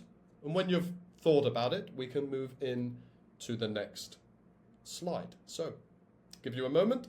3, 2, 1. Wonderful. Whatever it is that you thought about, amazing. I hope that it was really useful and that, in fact, there's more than just one thing that you have improved. Now, key areas we covered in this course: speaking fluently and naturally, expressing opinions with confidence, writing clearly and with structure, understanding tone and register, and discussing global topics and life experiences. So we covered a lot, and if you applied it, practiced it, reviewed it, then of course your English will be much better. Don't worry if you haven't done much practice. Do try to go back into the notes, go back in the community, learn the notes again if you need to. Remember, it takes practice, it takes consistency to improve. Now, a quick recap. Some useful phrases. Here's a toolbox of powerful English phrases. So just remember, for opinions, I believe that, or from my perspective, something. For conversation, that's interesting, tell me more. Or, I see what you mean, but. Next, for writing and structure, firstly, something. In addition, something. In conclusion, something. For storytelling, out of the blue, I was shocked when, eventually, in the end. Okay, and I hope these are bringing back some memories. So just remember, speaking mastery, to speak really well. Remember, speak clearly, not perfectly. Don't try to be perfect, just speak, just practice, just aim for clarity, not perfection. Focus on meaning, not just grammar. Think about what you're actually trying to say, not if it's grammatically correct. This will cause hesitation, this will cause you to panic and make more mistakes. Prepare, but don't memorize. It's good to prepare, but you don't need to remember word for word like a robot. Don't do that, it sounds unnatural. Listen to others and react naturally. And use facial expressions, body language and tone to communicate more effectively. So, real life speaking task ideas. This is it. I want you to apply this. Please choose one and practice speaking for 60 to 90 seconds. I'll read them out. Describe a personal achievement. Give advice to someone learning English. Talk about your ideal future. Explain a problem you solved. Debate a topic. For example, online learning is better than classroom learning. Just choose one and practice speaking. Just apply everything you've learned in the course. Follow these. Don't be perfect. No one's perfect. Just try your best. Post it in the community, and it's going to be so great to see your final homework submission for the B2 course. And after that, this is your final challenge. Try to do it. If you can't, not too much pressure. It's great if you can. Choose any 3 lessons from this course, and for each one, speak or write about what you learned, how you've used it in real life, and one sentence or phrase you now use more confidently. Maybe something you didn't use before, now you say it, now you think it, now you write it. Just tell us. It's great to share. It's motivating for other people, and it's good for you to acknowledge what you've done. And this is the most important, the final homework. This is something I really want you to do. Let's end on a bang. Create a short project. Can be written or video. I suggest doing a video or a voice message to show what you learned. So the topic is my English journey and what's next. Something like this. Post it in the community, in the homework section. You can even title it my B2 course summary, something like that. And just let everyone know. Just let everyone know what you've learned. Share it with them. You can include one story from your learning experience, 3 new skills or phrases, and a goal for the future. Do this. Make the video, make the recording. I suggest a video's better. This way we can see you, we can hear you. But if you prefer to write it, that's also, of course, okay. Share it, we'll give you feedback, and we will also give you a certificate for completing this course to show that you did the work, you turned up, you were consistent, and you deserve credit for that. You did it. So you've completed the full 20-lesson B2 course. Congratulations, a big well done. I hope it was really helpful for you. Just remember, learning is a journey. It's a marathon, not a sprint. It takes time. Keep going, keep improving, never give up. You will get stronger every day if you practice every day. Review and repeat often. Review your notes. Sometimes you'll just forget something. It's good to go back and read and just, oh yeah, I remember this. Do that. Every time you do, you make it a little bit stronger in your mind. Keep speaking, keep writing, keep growing. Let's go. It's been a pleasure, and I look forward to making more courses like this. Next will be a C1 course, and hopefully, by the time you're watching this, maybe it's already made and published, and then you can go on and continue. If not, we've got lots of other videos you can find on our YouTube, or if you're in the community now, you can see there are so many lessons and videos with homework tasks and things like that. So wonderful, guys. So happy. Keep up the amazing work, and I will send you your certificate soon. Let's go. See you soon.